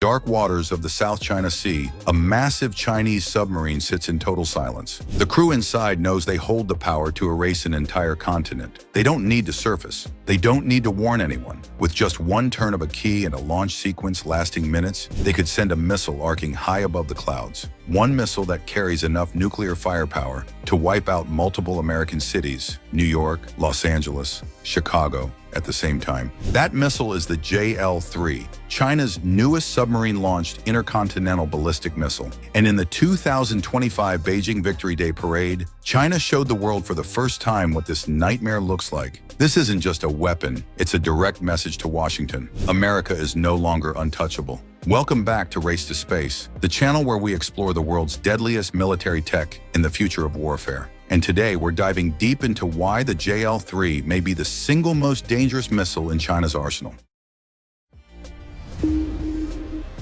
It's a submarine-launched intercontinental ballistic missile, an SLBM. Think of it like the ocean's ultimate ace card. Land-based nukes can be targeted, aircraft can be shot down, but a submarine hidden beneath the waves can strike from anywhere, anytime, without warning. The JL-3 is the newest evolution of China's nuclear deterrence program. Early estimates suggest it has a range between 9,000 and 12,000 kilometers. That means if a Chinese submarine is sitting quietly in the South China Sea, its missiles can already reach the U.S. mainland. Not Hawaii, not Guam, but Washington, D.C., New York, Los Angeles, all the way to the heart of America. And here's where it gets scarier. The JL-3 isn't just a single warhead missile, it's equipped with MIRV technology, multiple independently targetable re-entry vehicles. In plain English, that means one missile splits into several nuclear warheads, each heading toward a different target. One JL-3 could take out several cities in a single strike. Now let that sink in. A single submarine, armed with a dozen of these missiles, could unleash more destruction than every bomb dropped in World War II combined. To understand why this missile matters, we have to look at China's nuclear strategy. For decades, America relied on what's called the nuclear triad: bombers, land-based ICBMs, and submarine-launched missiles. Submarines have always been the most survivable leg of that triad. Even if enemies destroyed U.S. bases or cities, those hidden submarines could still fire back, guaranteeing retaliation. That's what kept nuclear war in check, the idea of mutually assured destruction. China, until recently, lagged behind. Their older JL-2 missile had a range of about 7,200 kilometers. Impressive, but not enough to hit all of the U.S. mainland unless the submarine sailed dangerously close to American waters. That limited China's deterrence. But with the JL-3, that limitation disappears. China no longer needs to risk detection. They can park their subs deep in home waters, protected by their navy, and still threaten America's east coast. The Pentagon knows this. In its latest 2025 report on Chinese military power, the JL-3 was described as a strategic game changer. It effectively gives Beijing the same nuclear reach from the sea that only the US and Russia previously enjoyed. So what's the big deal for America? It means the US is no longer safe behind the oceans. Those thousands of miles of water that once acted like a shield, they mean nothing against the JL-3. Imagine tensions boiling over in the Indo-Pacific. Maybe it's over Taiwan, maybe it's over the South China Sea. U.S. carriers sail in, F-35s roar overhead, and destroyers position themselves for missile defense. Now picture a Chinese Type 096 nuclear submarine silently patrolling beneath the waves. It stays undetected. The order comes in. Within minutes, the submarine's hatch opens, and a JL-3 missile rockets upward, breaking through the ocean's surface like a spear of fire. It soars high into the atmosphere, then splits. Not one, but multiple nuclear warheads arc toward the U.S. mainland. Defense radars light up across Alaska and California. American generals scramble. But here's the problem. The JL-3's MIRV system overwhelms missile defenses. Even if the U.S. intercepts one or two, several more get through. Now imagine this happening not once, but dozens of times. One submarine alone can carry enough JL-3s to cripple the United States. But China isn't stopping at one. They're building an entire fleet of nuclear-armed submarines, each capable of unleashing Armageddon.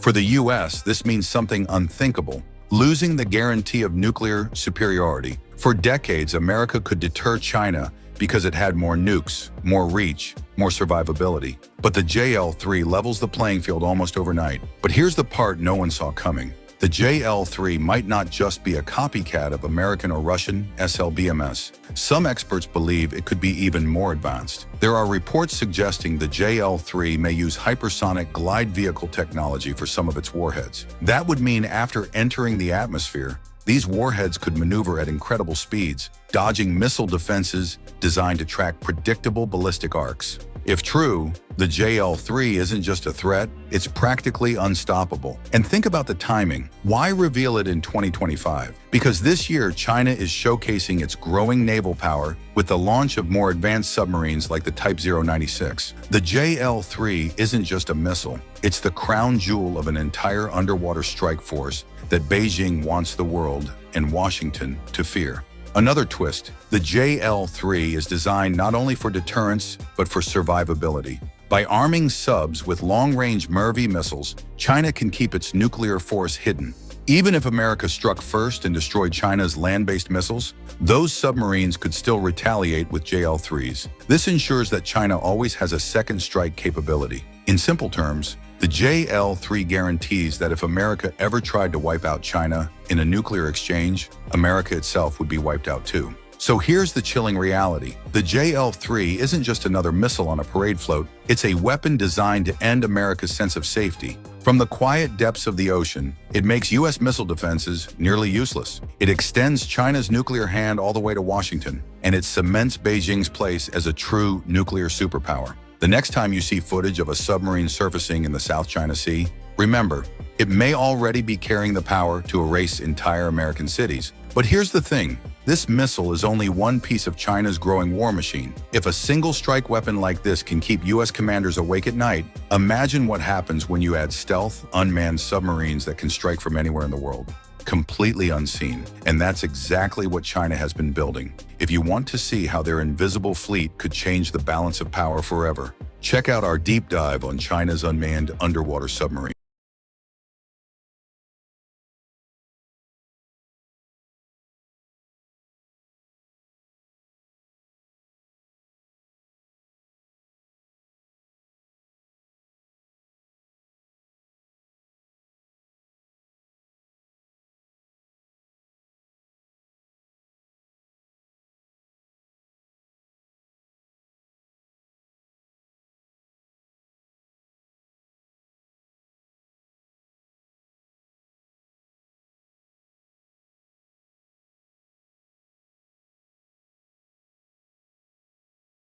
Scientists just made objects invisible using metamaterials, and it's completely real.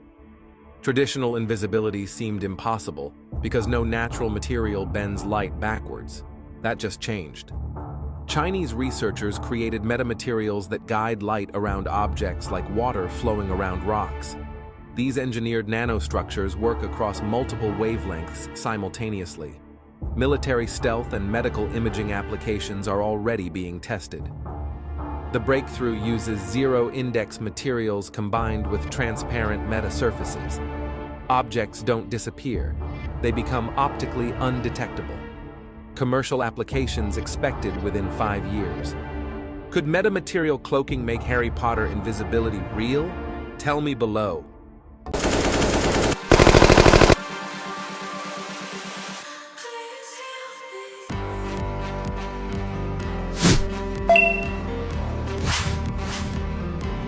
Cool. 机械狗全速侦查。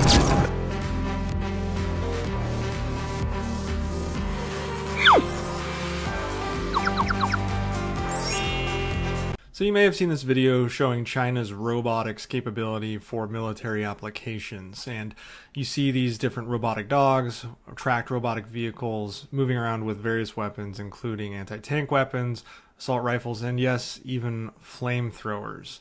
Some are touting this as this great leap forward for China, as if they just discovered that you can drop a bomb from an airplane or something like that. But I'm here to tell you that at best, this may be a proof of concept that is decades away from actual battlefield application. At worst, it's probably just propaganda. So they use these supposedly in their Golden Dragon 2024 exercise, although no actual true battlefield footage or training footage was shown. This is just rah-rah propaganda videos from China. Now, before I get into why this is a stupid idea, it's worth pointing out that the Chinese stole this from Boston Dynamics, and they made their Spot robot, which is what you see in front of you. This is actually a commercially viable and available. You can buy this robot currently, not this one in front of you, but that little orange one. This project started decades ago. US companies have been developing things like this for a long time, so China showing this is not any kind of revolutionary leap forward. And the problem is when you steal technology from other countries, you're always going to be behind. And since China's whole technology sector is based on thievery, they will never be ahead of true innovative nations such as the United States. Now, what you may not know is the US tried this already 20 years ago, when they worked with Boston Dynamics, Foster Miller, the Jet Propulsion Laboratory, Harvard, and DARPA to develop some sort of mule-style robot to carry extra weight for soldiers on the move. They called it Big Dog. You can look this up. It's readily available. But they really found out how poorly these perform on the battlefield in testing when, one, they're very noisy, and two, they're not very fast, three, their battery capability is not very long, and the fact of the matter is they just could not perform. The US has not revisited this since because there just isn't a reason for these to be on the battlefield. So here are some just basic problems I see with their robot dogs. First and foremost, how does it reload? Are you still going to need a person to come reload the weapon for them? I'm not understanding exactly what the capability is here if a human has to be right by it to consistently reload the weapon on this thing. Second of all, even the best Boston Dynamics version of this robot only has a 90-minute runtime. I can tell you most missions go much longer than 90 minutes. So after that 90 minutes, how does it recharge? Does someone have to carry additional batteries for this thing? Or it runs until it's dead and then you got to pick it up and carry it, and these things are not light at all. Or do you just leave it there? Now we've seen this video where it showed a Chinese soldier walking with the robot, and I have additional concerns. This control module is enormous and produces a massive electronic warfare signature that can be detected. That means this robot can expose the soldier's location. This is how a lot of the detection on the Ukrainian and Russian front lines of drone operators takes place. You just use frequency detection technology that is readily available, and you strike the drone operator or the robot operator. Second of all, this robot is still quite noisy, and it has an IR signature. All things that are easily detectable and can put the controller, the soldier that is running this robot, in pretty significant danger. Furthermore, these robots only have a top speed of 3 to 4 miles per hour. They're still very clumsy on difficult terrain, and they're easy targets to destroy. Then what happens if you kill this guy? Does this robot just kind of shut down and sit there, easily capturable by the enemy to take back and analyze, including the GPS data that is on board these robots so they can find out where exactly it originated from? And hell, you might not even have to kill the operator. These are probably hackable. You can probably hack into their systems and take over them. But you want to know what the number one reason why this is purely propaganda and not any kind of practical application? Because they put a laser on a robot with a flamethrower. What kind of laser accuracy do you need for your flamethrower on a battlefield? And how easily would it be to shoot this tank and just blow everyone up around this robot? But yeah, let's put this laser on top of a flamethrower, make this robot jump around. Absolutely silly B-movie level Chinese nonsense.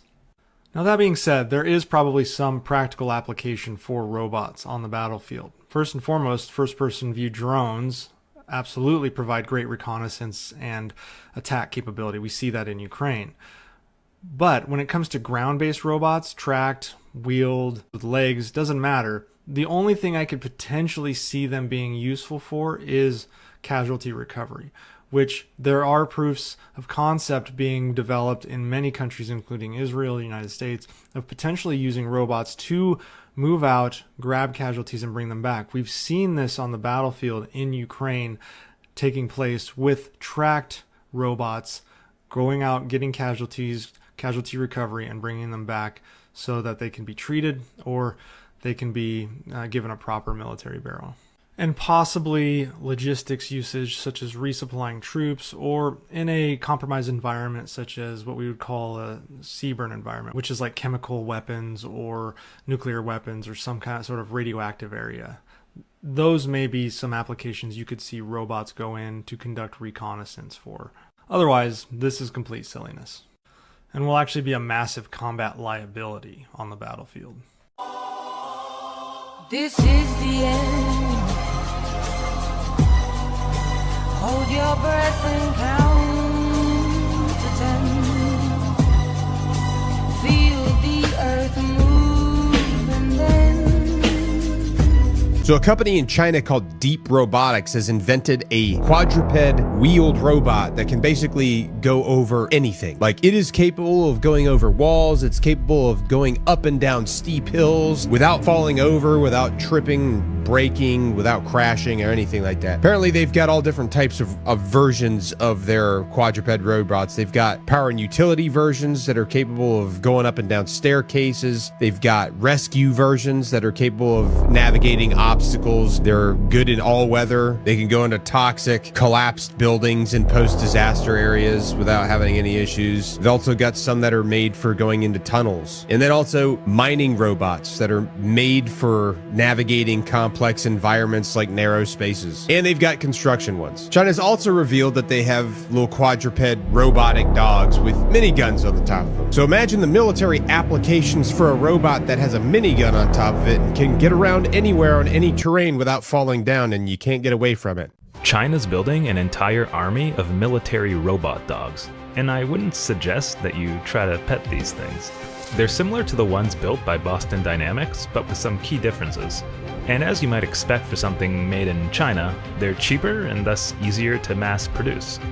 Whereas past models tested by the US military were rather slow and sluggish, these Chinese robot dogs are sleek and quick, able to keep pace with an average speed runner. And they've got some tricks up their sleeve as well. They can also maneuver objects with an extendable arm that can be controlled autonomously or remotely. And as they say, everybody gangster till the Chinese robot dog pulls out a lightsaber. This is the end. Hold your breath and count to 10. Feel the earth move and then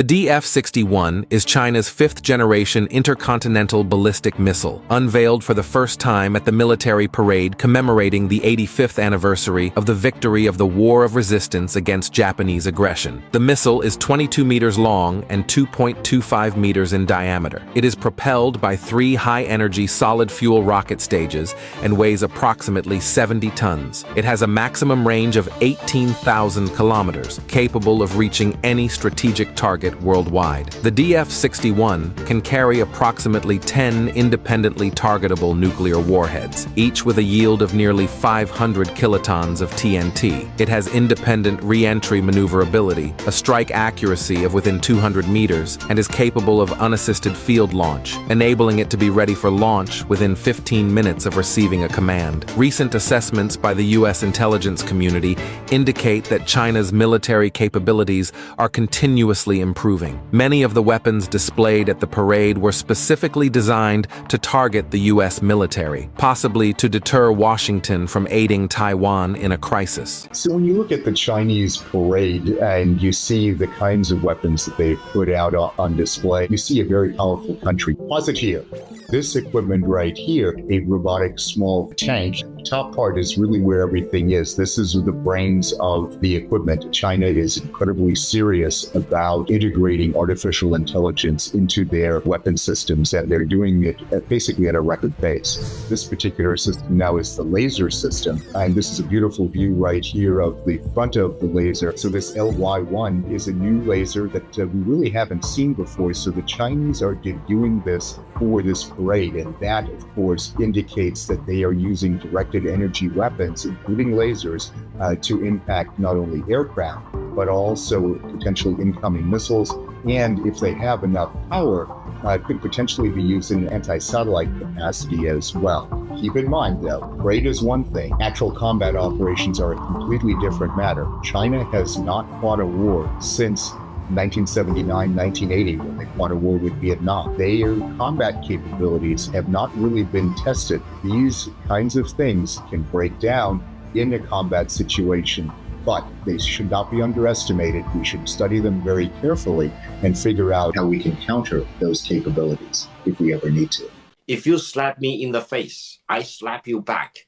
China will never allow any country, including the United States, to throw the rule of free trade out of the window and to be presumptuous enough to say, this is the way I do. I hold a gun at your hand, cry uncle, and kneel in front of me.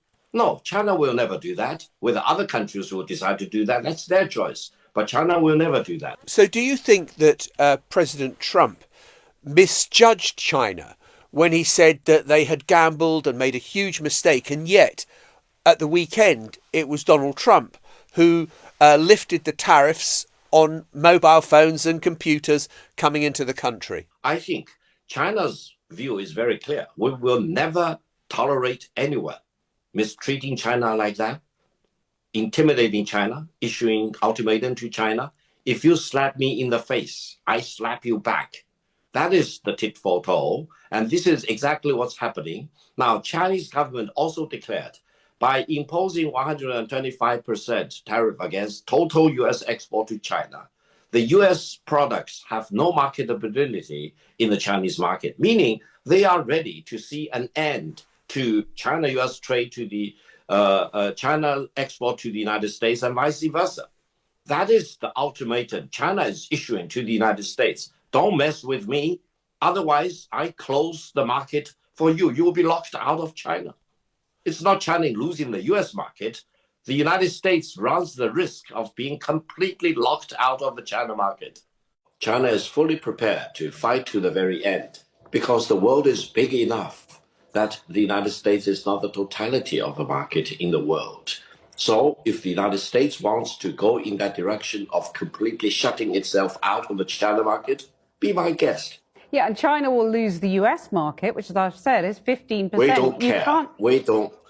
We don't care. China has been here for 5,000 years. Most of the time, there was no United States, and we survived. Right. And if the United States wants to bully China, we will deal with the situation without the United States. And we expect to survive for another 5,000 years. When you hear Donald Trump say China wants a deal, it just doesn't know how to go about it. They're proud people. J.D. Vance talks about Chinese peasants. What do you make of their conduct in this respect? If J.D. Vance thinks that he's dealing with the peasants in China, and I'm proud to be a descendant of the peasants, most of us are descendants of the peasants anyway, that's our tradition. We are farmers before. But now we are one of the leading industrialized economies in the world. So I'm sorry, J.D. Vance doesn't know what he's talking about. And therefore, I don't think there will be China-US dialogue unless the United States changes its attitude towards China. Deal with China as it is. Show respect to China. Show respect to the Chinese people. And don't try to impose your prejudice and biased view about China or about the rest of the world. China will fight to the end, as the government has declared, and China has now imposed the retaliatory tariff up to 125% against all U.S. exports to China. Now, if things are not handled well, this means complete stop of China-U.S. trade, both ways. No goods exported from the United States to China, and complete stop of everything made in China to the United States. This is decoupling. If the United States wants to really welcome this, China will reciprocate, and causing the breakup of China-US relations. Whether this will evolve from peace to war, well, let's all be prepared. In essence, what China now declares is that it is prepared to fight to the end. Trade war, tariff war, technology war, or real war. So the ball is in Trump's court. You decide, and I will reciprocate. I will never succumb to the US pressure. And this is the moment of truth. China wants to defend free trade. The United States wants to destroy free trade. Right. The rest of the world is watching, and there will be a choice by the end of the day. For China, you cannot hold a gun to China's head and issue ultimatum and demand all the impossibilities, for example, and ask China to swallow that. China is the country that values dignity and decency and honor more than economic gains or economic losses. So if you want to hold a gun at China's head, China will hold a gun at your head. If you want to strike China in the cheek, China will strike you back. That's the decision and the determination of the Chinese nation. This is not belligerency. This is the minimum decency you need to apply to international relations. How can you demand other countries? I will slap you in the face. Don't slap me back. Otherwise, I will punish you more. That's the law of the jungle. The trade war launched by Trump is wrong. It's the wrong war. It's the war against mankind. MAGA, or Make America Great Again, is fine. But you cannot achieve that at the expense of other countries. You cannot achieve your greatness by belittling, by delegating or relegating other countries to the lowest echelon of the hierarchy. Every country has its ambition. Every country wants to be in the first front, first row, for example, and no country should be allowed to trample rules of free trade, to trample international order, and to dictate to others, to issue ultimatum, to hold a gun at your head, to demand submission to my will. This is the law of the jungle, and China will never have a part of that, and China will fight to death to oppose that. China is making sure that the American gets the message. If you want to impose war on China, you get war. If you want to destroy China, you get destroyed. If you want to bomb China out with nuclear weapons, you will be wiped out with nuclear weapons. That's the mutually assured destruction theory, mad theory, that everyone in Pentagon, everyone in Washington, D.C. should fully know about. China is not going to be pushed around, and China will fight to the end, one way or another, peacefully or otherwise. So the choice is in Washington. China wants to be a partner of the United States, rather than being a slave of the United States. 小 Q， 请问前面看到什么？ This is a Robotic to lead the way for the visually impaired. Behind this is Tencent's software, with obstacle avoidance and GPS built in, so robot makers, in this case Unitree, can simply plug and use. Say you're an EV maker and you want to give your drivers more than just a ride. Here's what Tencent is doing in this space. Watch this. 请给我一杯拿铁。你之前喜欢抹茶，这款抹茶瑞娜冰超适合，想要选它吗？选它，去支付。正在帮你打开微信小程序下单，稍等哦。So just simple voice commands because everything is connected within the WeChat ecosystem. So from payment to the collection, all you need to do is go to the shop and collect it, and there you go. It doesn't stop at coffee. The same system can extend to navigation, entertainment, even customer service, all built into the car. Robotic is another focus. Sure thing. Hello there. Tencent has rolled out Tyros.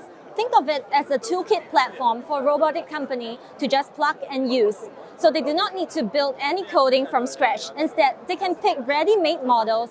For example, one that can read image and sound and another that can plan tasks.